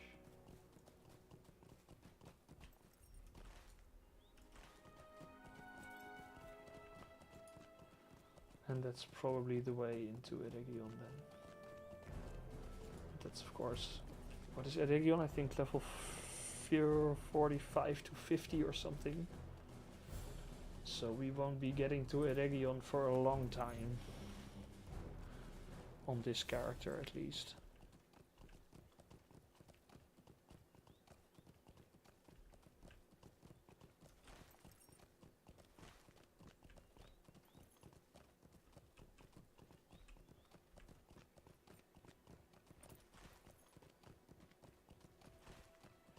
Oh yeah, and the quest tracker has been updated, has been increased in size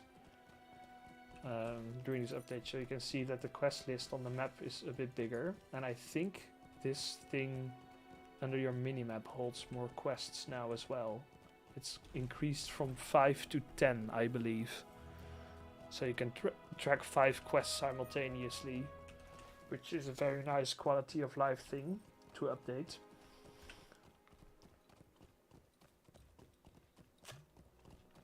It's a very nice addition.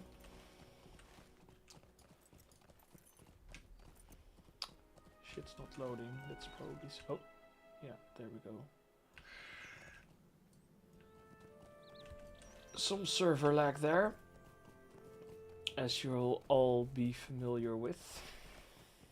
But it's not been too bad actually, which is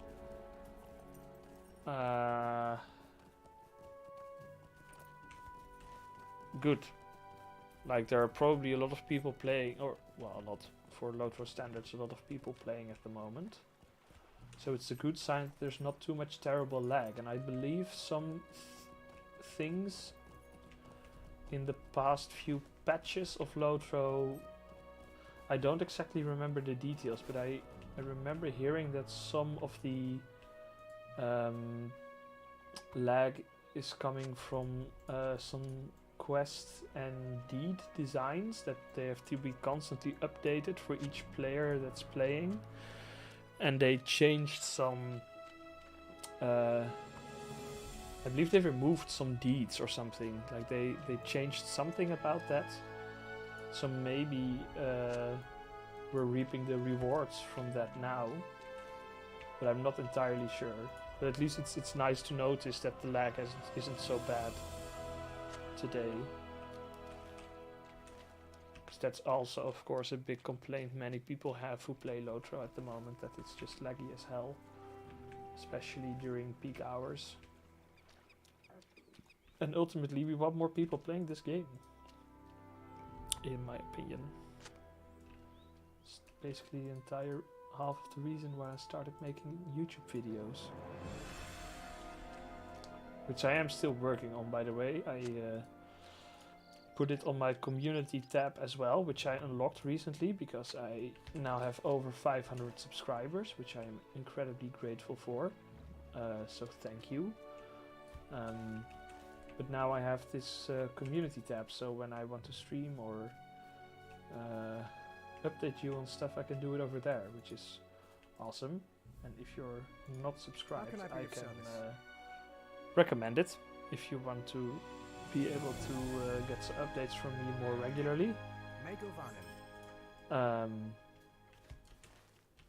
But yeah, I'm still working on the next video, the further details of East Rohan video, but it's taking a bit longer. Unfortunately, my studies are a bit busy, and also I wanted to include Wildermoor, which is the snowy area in Rohan that was added between the Riders of Rohan and Helm's Deep expansions.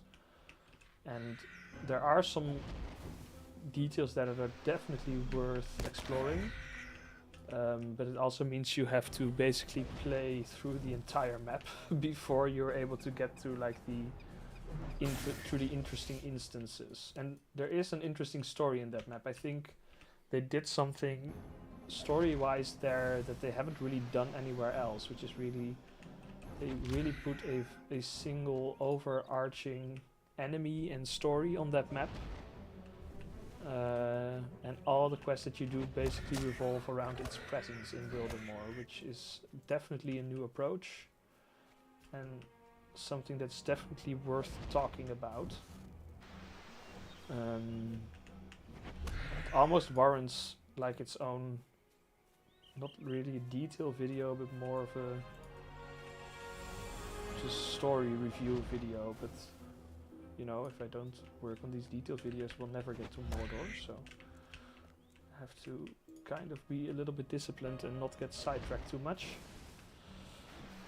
But today's a good day for a stream, when there's an expansion in our midst. A mini expansion, I think they call it in principle, because it's not super big, obviously, compared to other expansions.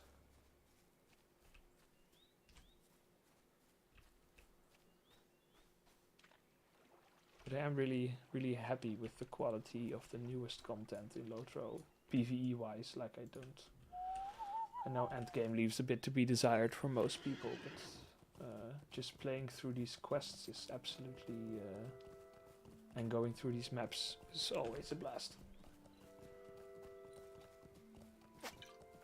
Unfortunately, I have a bit less to talk about lore-wise compared to the last stream where we went playing through the Shire, because the Shire is of course like an endless source of super fun and interesting information, and this place is just, it's a bit of a blank page really in the writings. It's not really an area where like several things are kind of related to it. Several things happen, but it's not that specific. Like Tharbad is mentioned, but there's not much said about it specifically. Most of the interesting things about Taras Kerbren are part of the story of Eregion. Yeah, Sarn Fort is interesting. Cardolan is sort of interesting, but not much is explained about it.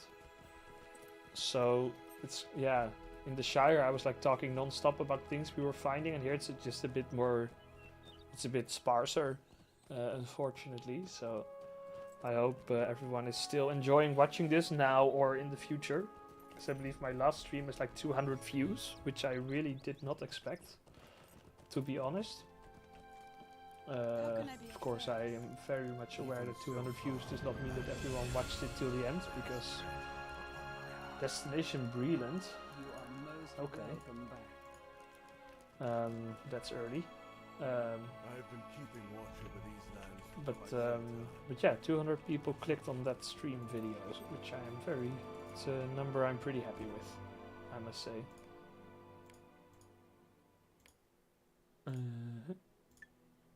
What else do we have to do here?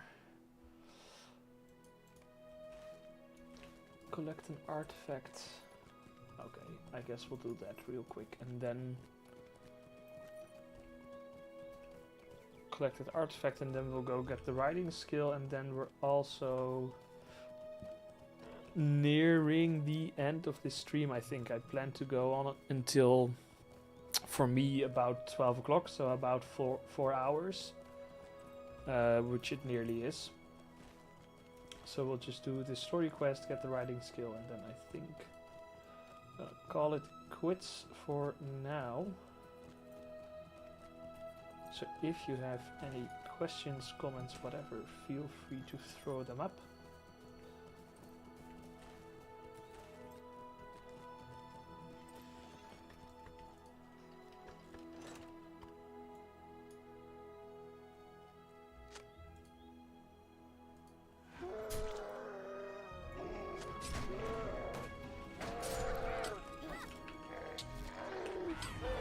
Cracked plate. It's quite a pretty artifact to find. That thing in the middle does look pretty interesting though. We'll have to have a look at that in a second.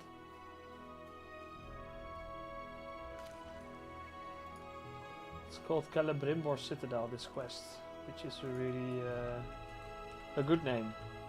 Because it's exactly what it is, obviously, but like name dropping such someone as Celebrimbor, like the idea that this was his, yeah, his place is cool. I think this is I imagine this is his statue of Celebrimbor, an aged hammer.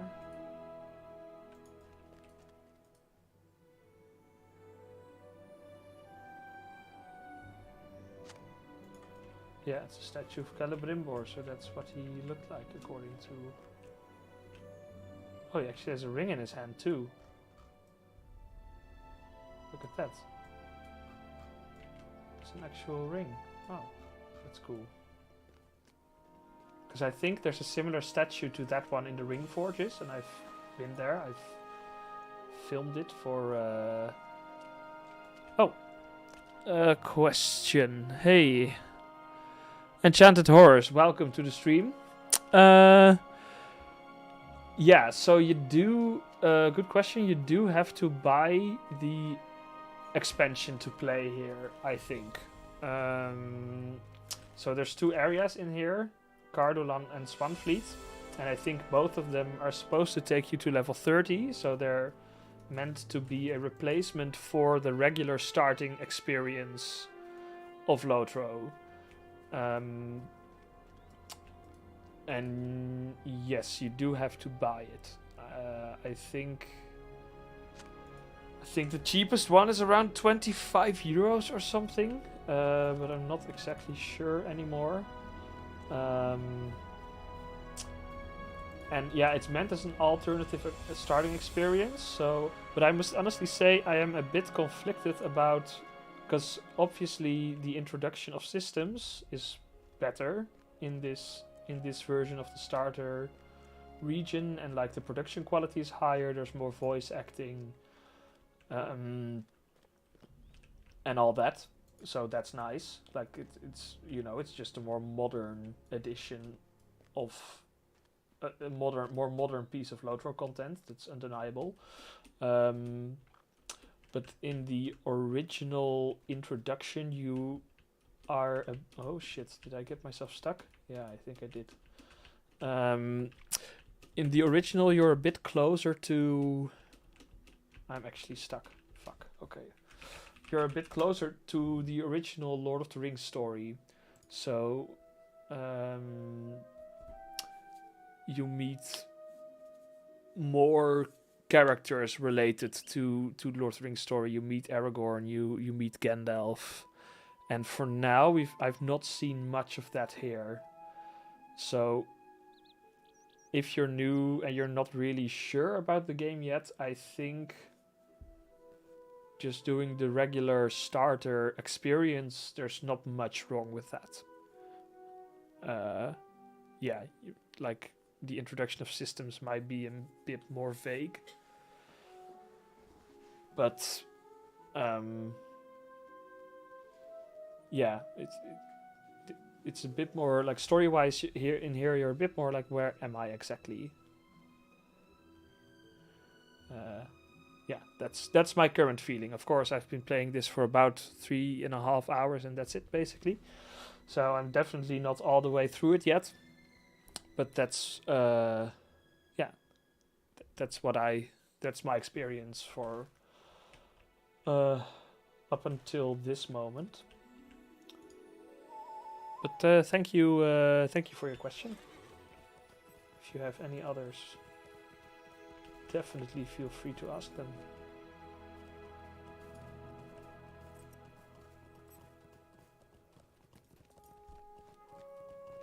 Alright, so I got myself stuck. It does kind of feel like you haven't really tried doing an expansion like on launch day if you haven't broken it in some way. So I managed to do that, which is great. But of course, I hope most people know about the /stuck command. If you're actually stuck somewhere where you can't get out, you can type /stuck, and then if you stand still for 1 minute, you'll be teleported to the nearest respawn point. So if you ever get stuck somewhere that you can't get out of, use that.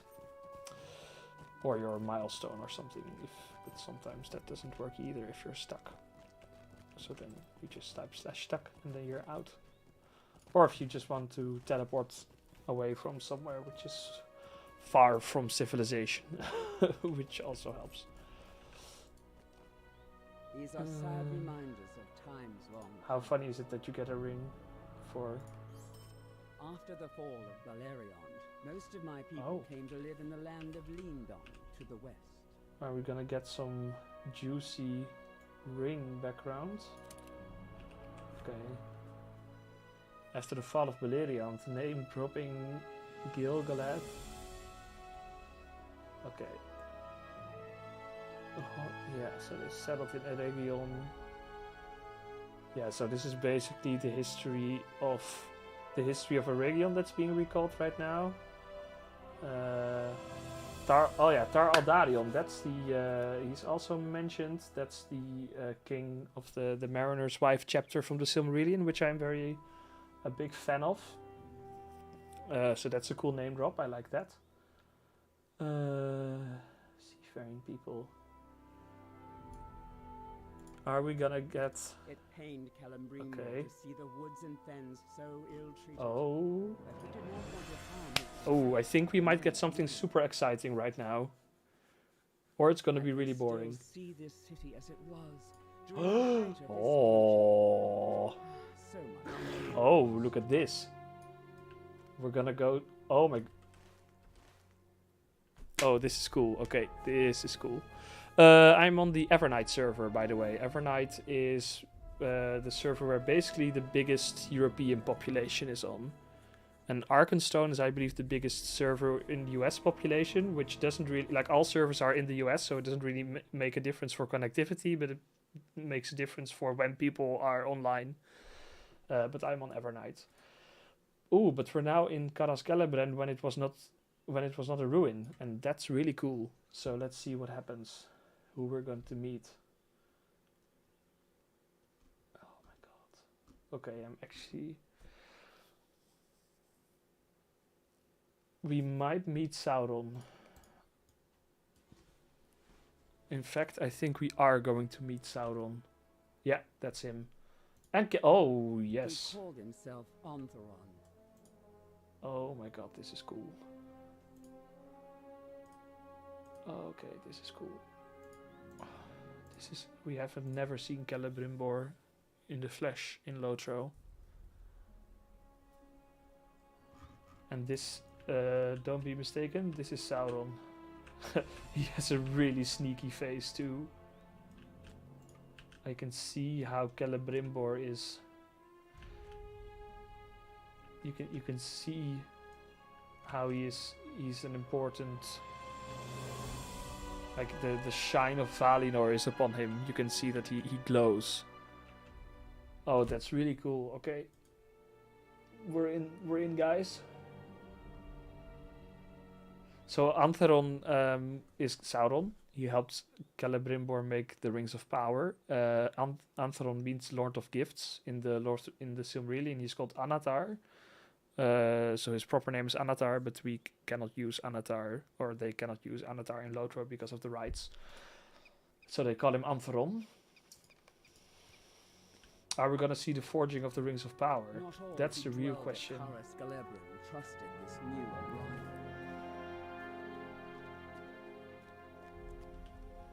Celeborn saw something in the Lord of Gifts that troubled him. This is really cool. Who are you? Don't know. Uranoril. Never heard of her.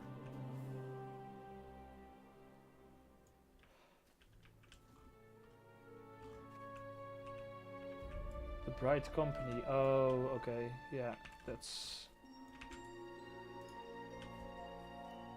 a storyline that comes up in Mordor way later.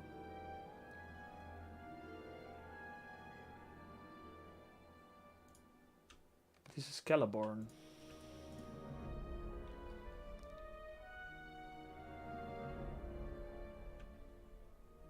Oh my god. This is, I love this so much about the Lord of the Rings Online, that sometimes they simulate these really important moments in the history of Lord of the Rings, like the Lord of the Rings story. Promising students and gave to them secret knowledge. And you just see shit But like this. whatever he taught them, always he held This secret. improving elf, this Always there was more to be learned. is dressed More instruction to be like given. a son of Elrond. He looks different, doesn't he? I have the feeling this is a more high definition character model. Like in his eyes or something. Oh boy. Narmeleth name dropped. A very big character from the first. So that was Narmeleth, then the other person was definitely Elrond or a son of Elrond. Oh, it should be Elrond. It must be Elrond actually, because Elrond is living here at this moment. Rivendell is founded after this fortress falls. So I know that Standing Stone Games is working on another character revamp, and I'm wondering if Anatar, or Antheron as he's called here, is actually in that style already. Okay, so we go a bit further in time. Thumbmere, yeah, now we're... Holy crap, this is awesome. So we're now in the Ring Forges, where the Rings of Power are made. But we are in it before it falls. So normally in game you can only explore it as a ruin. Holy crap, this is cool. This is awesome. Holy shit, how much can we explore from this? This is super cool.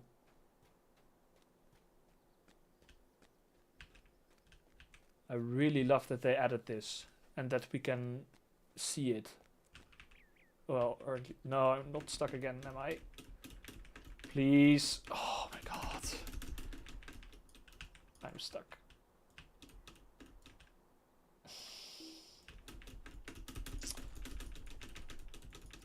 No way.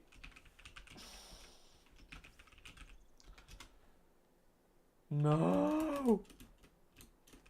Oh, okay, I'm back. Made it. Oh.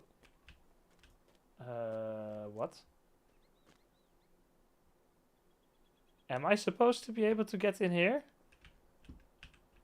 Okay, I'm back. Okay, so we can't go over there. Noted. Game. Thank you. We'll not try that again. Can we go through here though? This is really awesome to explore the ring forges. And I want to see if we can go here because of this thing. Does this inspire dread? So this is a mural of Antheron. This is still there in the ruin, and it actually gives off dread.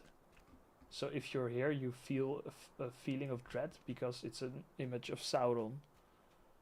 So it's really cool to see this intact. It's really pretty. I really love that they did this. But this does prove, yeah, this is something that you wouldn't really know if you're new. So I think this is definitely something intended to be a nice thing for older players. It's awesome, and the ring is burning.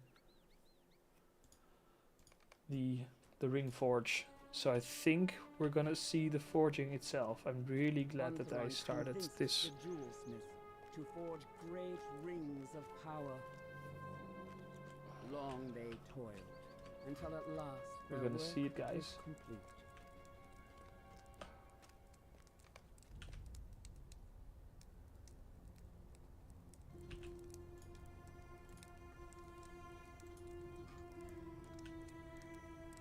Pretty sure these are updated character models.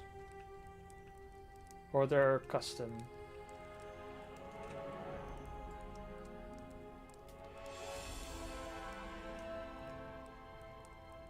To the hole diggers.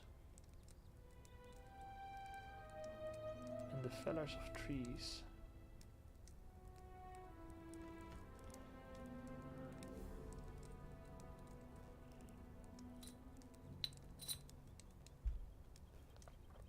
Ultimately, Celebrimbor dies in a pretty gruesome way, by the way. Not sure if they're gonna show it, so I actually hope that they show it because it's pretty grim. Although the whole diggers he meant the dwarves.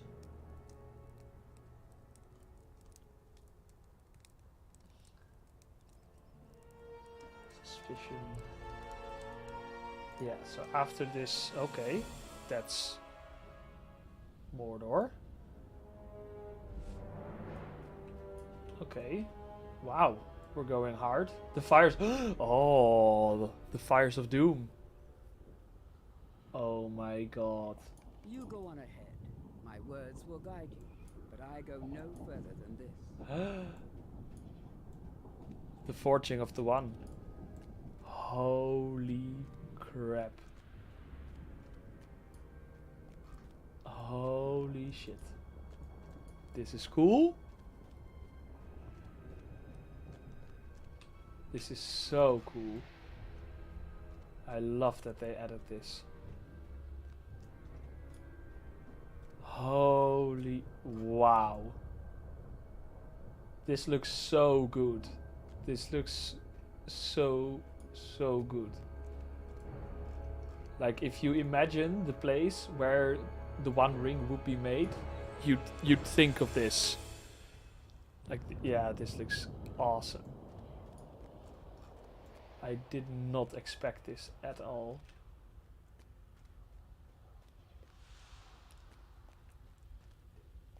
There he is. In the fiery heat, Orodru, Mount Doom, Sauron forged the ruling ring. One ring to rule them all. One ring to find them. One ring to bring them all. And in the Dark Spine. Oh my god. In the land of Mordor, where the shadows lie. Wow. What an instance. Holy crap. That was awesome.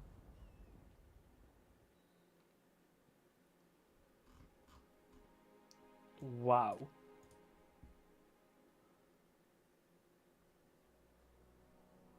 Celebrimbor had kept one of the three for his own.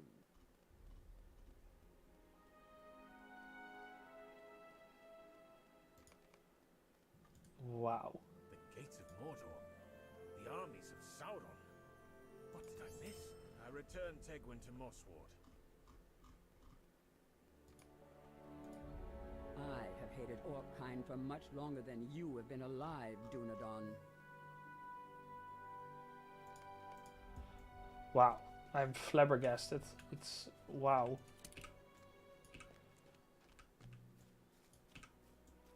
That was so cool, and I saw so a gripe that I have with a later part of the game is that a lot of instances that you do cannot always be replayed at the moment, especially the ones in Rohan.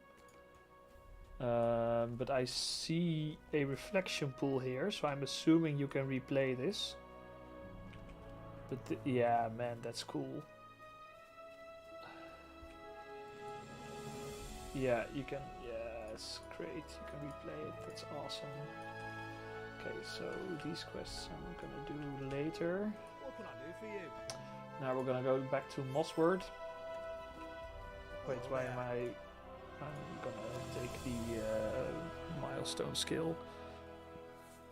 Damn, that was cool. That has definitely increased my opinion of the story quest so far. That's definitely something you have to experience. Wow. Okay, I think someone said that you can get the riding skill from this guy. Yes?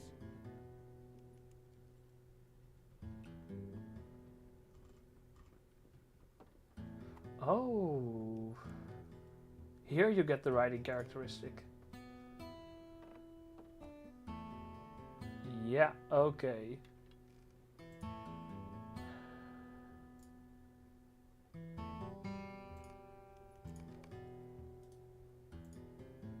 Our need is dire. And now you have... Okay, yeah, so I missed it, but the riding skill is free.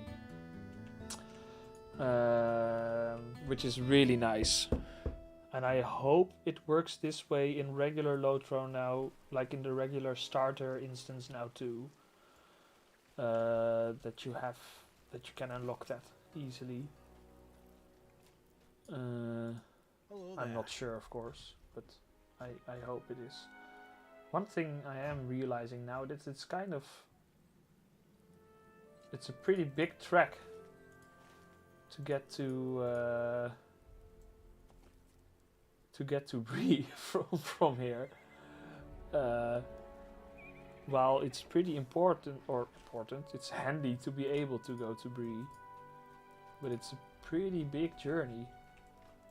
And to be pretty honest, you have to go through the entirety of Cardolan,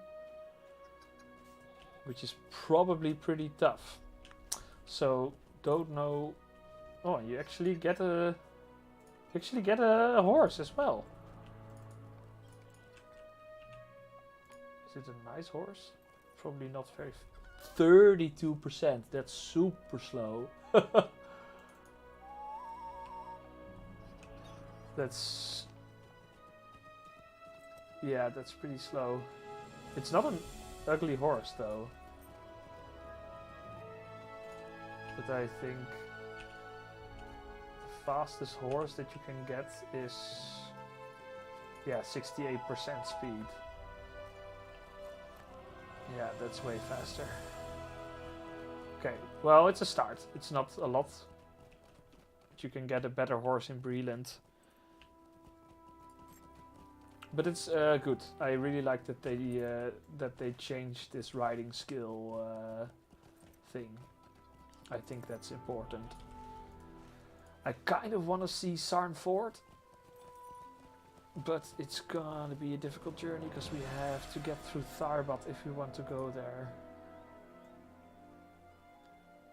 I do want to see it though. I want to see Cardolan for a moment before we finish this stream. So that's, I think, the last thing that I'll do. I'll go to try to cross into Cardolan, and if it goes well, I'll go to Sarnford, and from there I'm gonna see where Sarnford connects to the Shire, and then from Mickle Delving go back to here. But if I die, then it's then I'll do this some other time. Man, I'm still thinking about that instance that was just witnessing the forging of the One Ring inside Mount Doom is... Yeah, it's awesome. Because I think you do sort of see the ring get destroyed, but not entirely. I don't think we've seen that place before. I might be wrong there, though. I might be recalling that wrong.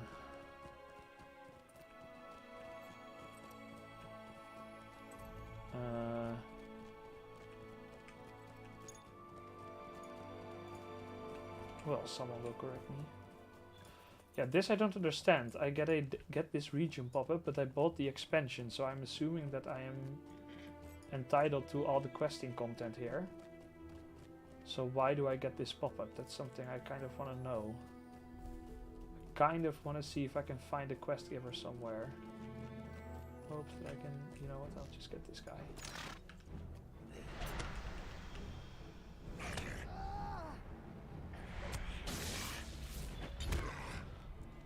Okay, so I can unlock the deed, so I have access to this place.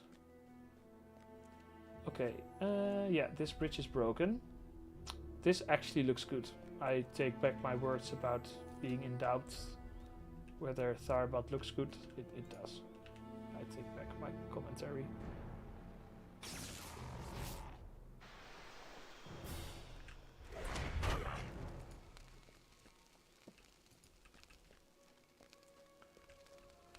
Right now, I'm gonna try to get through here as quickly as I can. Oh, this is probably a deed thing. Might as well unlock it. Oh, there's actually a road. Fuck. I don't want to kill everything here. I want to get through here quickly.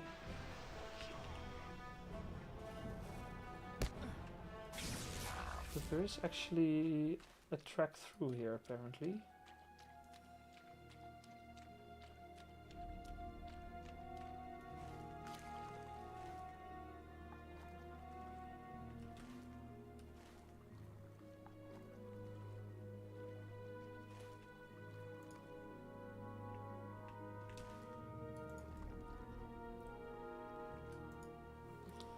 Try to get through here without having to kill everything that I find. Because that would be nice. This is pretty impressive. Tharbad is pretty impressive, I'm not gonna lie.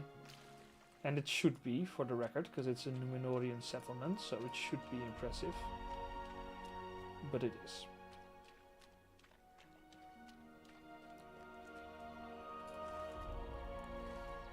It is properly grand. Especially with that majestic sunlight. Okay. Now I'm gonna try to see if I can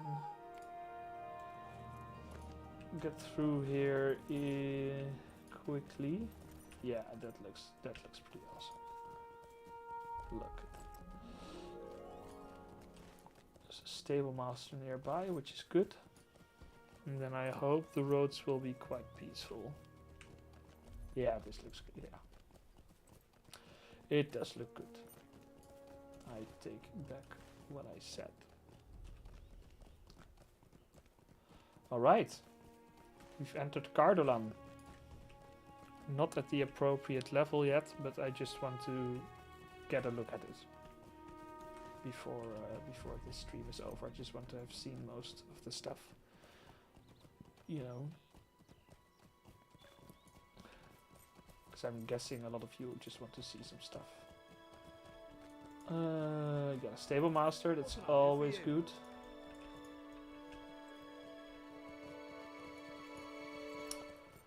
Well, we'll see how far we get without getting killed. And that means, even though I'm gonna have to check the map, I have to be really careful what I do.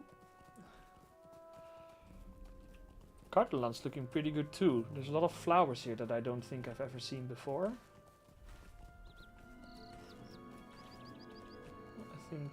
Okay, there's a lot of angry boars over here. Ooh, there's a really cool tower in the distance over there. Okay, so the road is not as safe as you'd hope.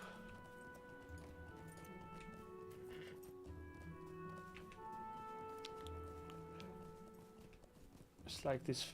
I think the YouTube channel is called Kev Do It or something, but he made a video where he plays Lotro with some friends, like just as an outsider, and they're gonna try to run as far into like to Mordor as they can, and they're like level 10 hobbits or something, and eventually they find someone who gets them all the way through the Misty Mountains, and then they get into the Vales of Anduin, and of course the mobs there are like level, what is it, 120 or something, like super high, and they get one shot by like a worm or something on the ground, and that's kind of how I'm feeling right now. I feel like that's a really cool structure in the distance over there. I really feel I could get one shot by a worm at this point. That looks really cool back there. Don't know, that's probably that Karanost placed, but it looks really cool. Kind of giving me Elden Ring vibes a little bit, even though I haven't played that game, but from the footage that I've seen, it kind of looks like Elden Ring to me. Okay, getting into pretty proper danger territory. But we've got another stable master. Hello there. And now we'll continue on to Sarnford. That's the objective now. See if I can get to Sarnford without dying. And see how it connects to the Shire. Hopefully unlock the Mickle Delving stable master. And from there get back to Mossworth properly.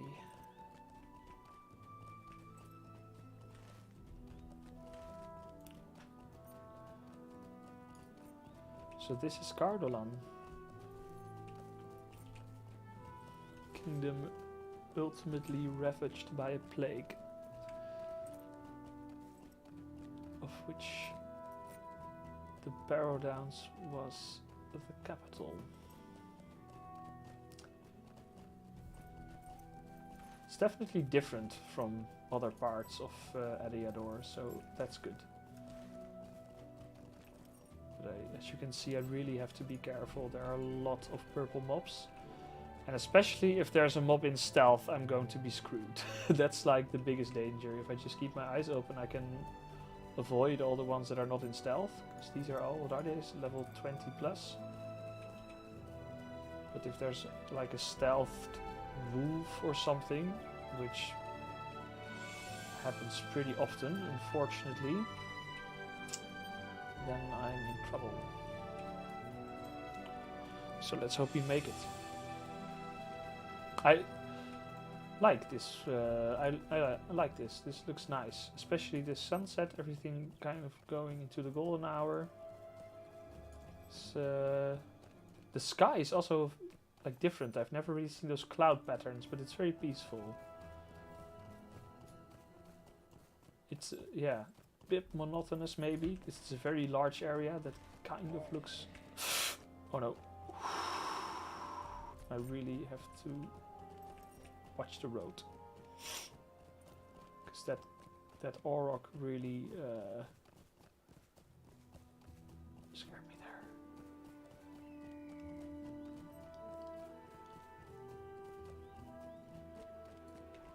A lot of patrolling orcs. Definitely don't want to tangle with them. Oh, Jesus, please load.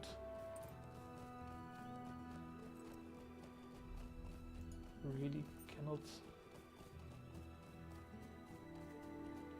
This is an ambience that wasn't really like, it's not, I don't know how to describe this, but like the combination of foliage and lighting and rocks is definitely unique. Which I like very much. It's a very like this open plain. Because I know from like their the videos that like their map creator sometimes makes, I know that they take references from real world landscapes when they make maps, and I definitely wouldn't know where you can find a landscape. It kind of has something a bit African feeling to me, like this very red stone. It's like iron-rich stone, and then a large kind of steppe-like grass field. Like, I know it's kind of unlikely for Cardolan to have a steppe biome, but don't know, that's the feeling it evokes. Or maybe Australia or something, I don't know. That's kind of the vibe that it's giving off. And I'm not complaining. So we're reaching Sarn Fort, I hope. This overall went pretty well. Only one heart attack so far.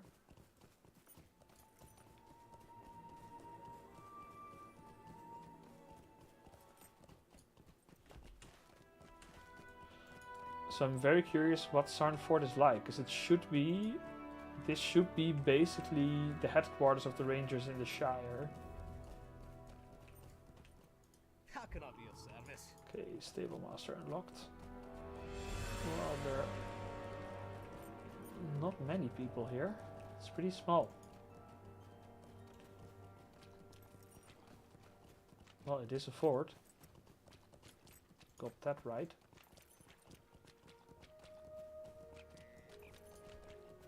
It's a nice looking fort.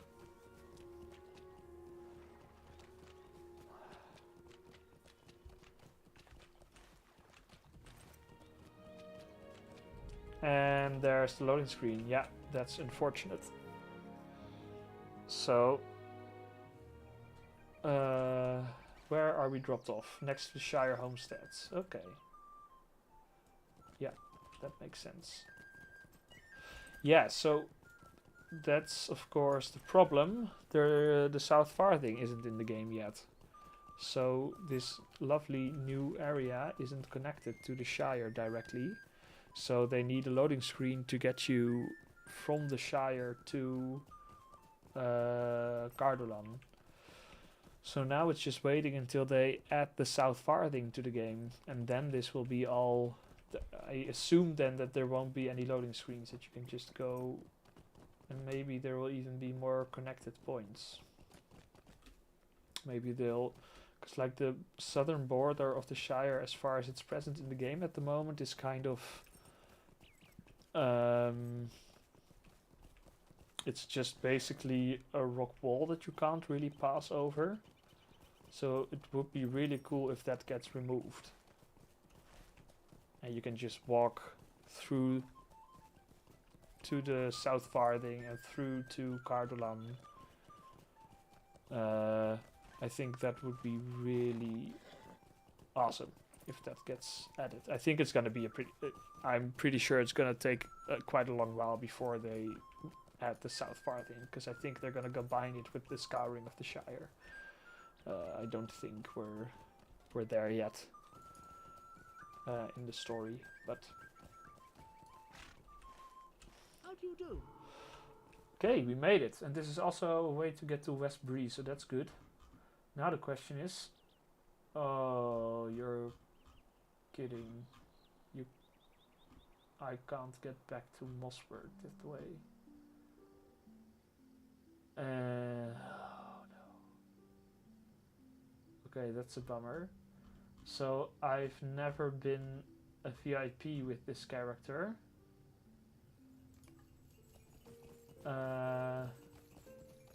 Which means I can't fast travel.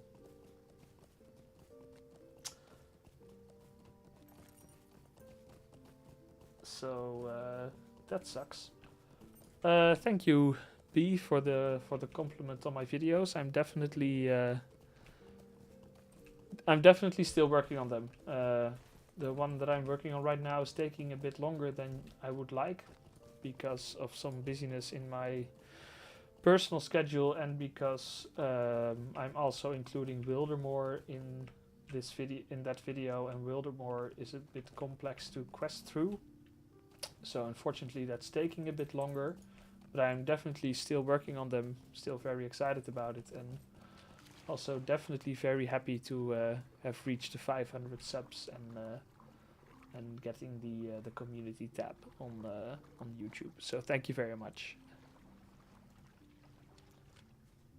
Right, so now I'm in a bit of a pickle because I can't easily travel back to Mossword because my milestone is still on cooldown, and I cannot use fast travel because I haven't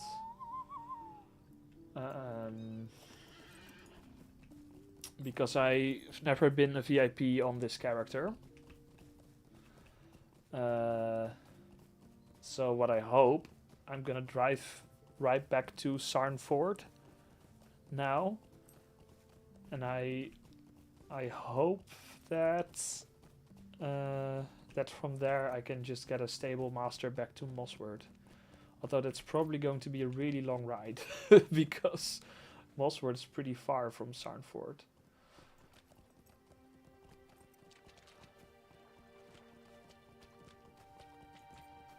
Sarnford is pretty though. It has a nice yeah, it really feels like leaving the Shire. The sky here is beautiful. Look at those clouds.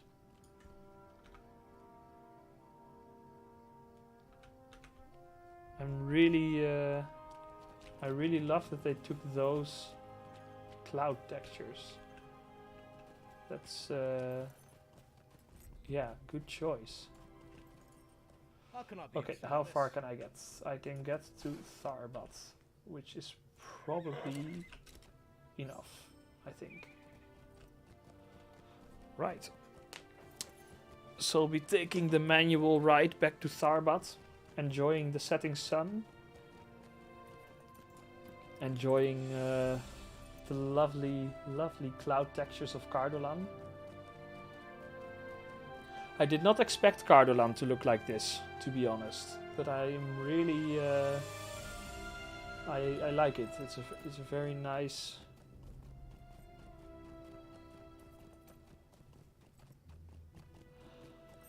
How big would I say the new content is? So I'm now level 13. I quested through. So you begin in Swanfleet in Mossword. You start here.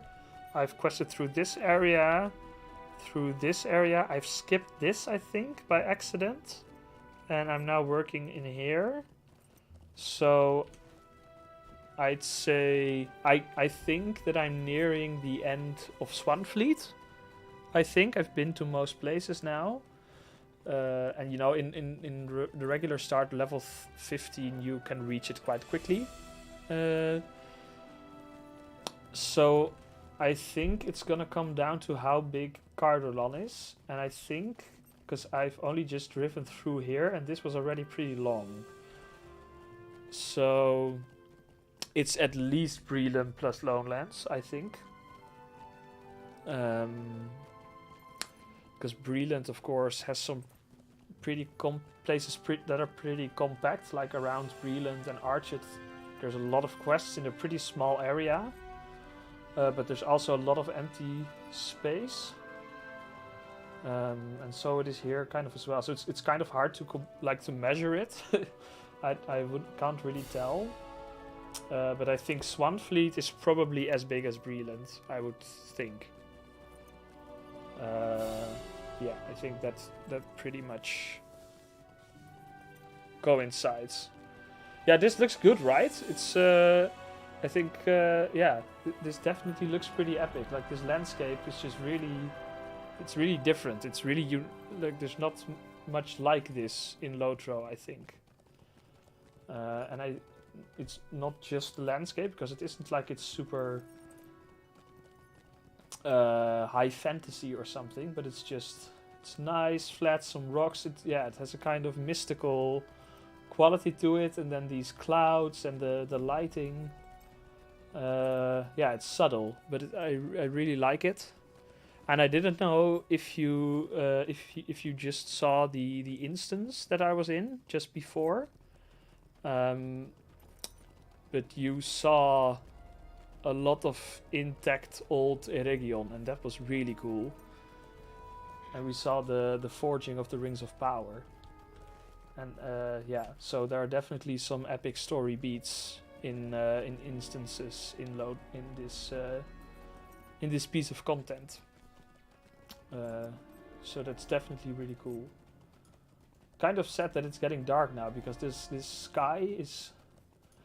I really hope, personally, like you can change the sky in your... if you have a premium house in Lotro, you can change the skybox with an item slot. I hope there's going to be a skybox item for this one, because I'm definitely applying this one to it. It looks absolutely gorgeous.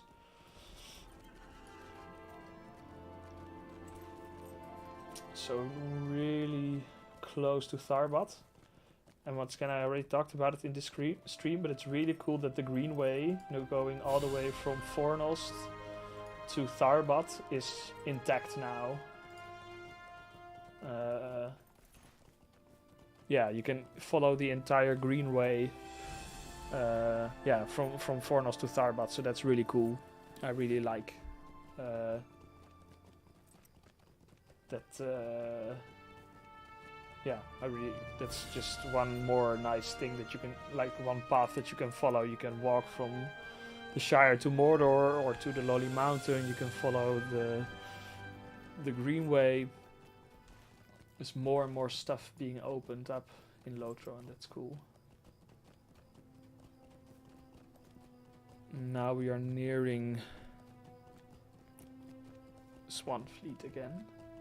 So now I really hope that I can take a horse from Tharbat to Mosswort. Because then this wasn't too bad of a detour.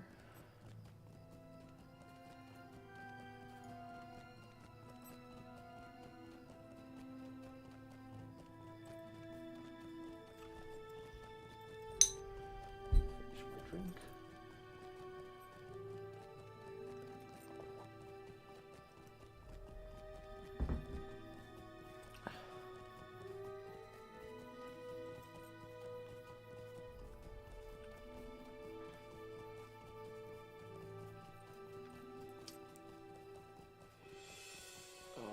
There. Stable Master. Now I hope I can get to Mosswort. Lots of people walking around. That's also really great. Hello there. Yes, Mosswort. Awesome. Okay. Well, then when I arrive at Mosswort, I'm gonna close the stream down because I've been going at it for 4.5 hours, and I need sleep. So I think.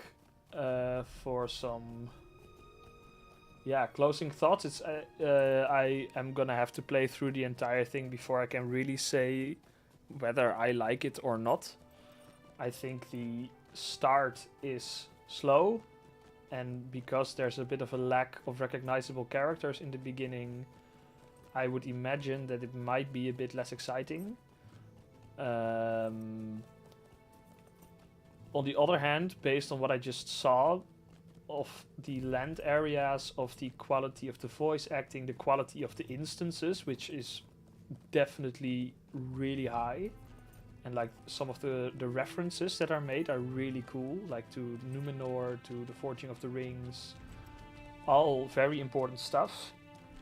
There's definitely potential in the story and the PvE experience here, so yeah, the last end of the stream, it suddenly became super high quality, and I'm just really excited to see how much further this goes.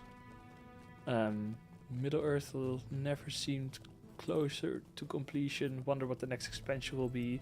Yeah, the saltwater clue. I think I don't think it's gonna be Numenor. I think they can't.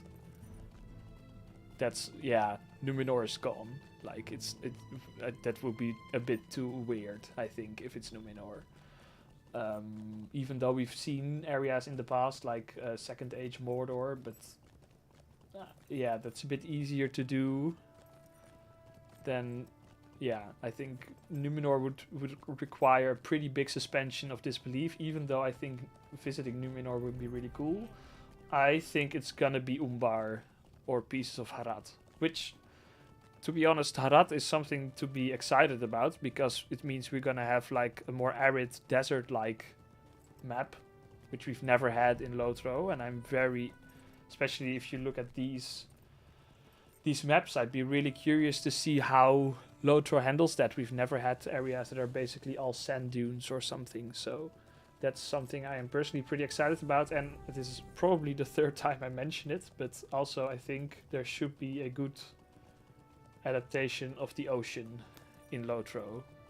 Like that feeling of longing, that's not, if you visit Pelargia or something, it's just, it doesn't look that special. Like, I think a very good, impressive, poetic, poetic impression of the ocean. I think that's something that Lotro really needs. So if they do anything with saltwater, that's like, I hope that the way Tolkien described the ocean, that they really, that they really take a page from that and make it as beautiful as possible, and we know that they can because we've seen it here. So this is Mossford, by the way. This is where you start. It's basically Archet, but then somewhere else, if you think about it. It kind of looks like, it's just a human village. And yeah, expect me back, yeah.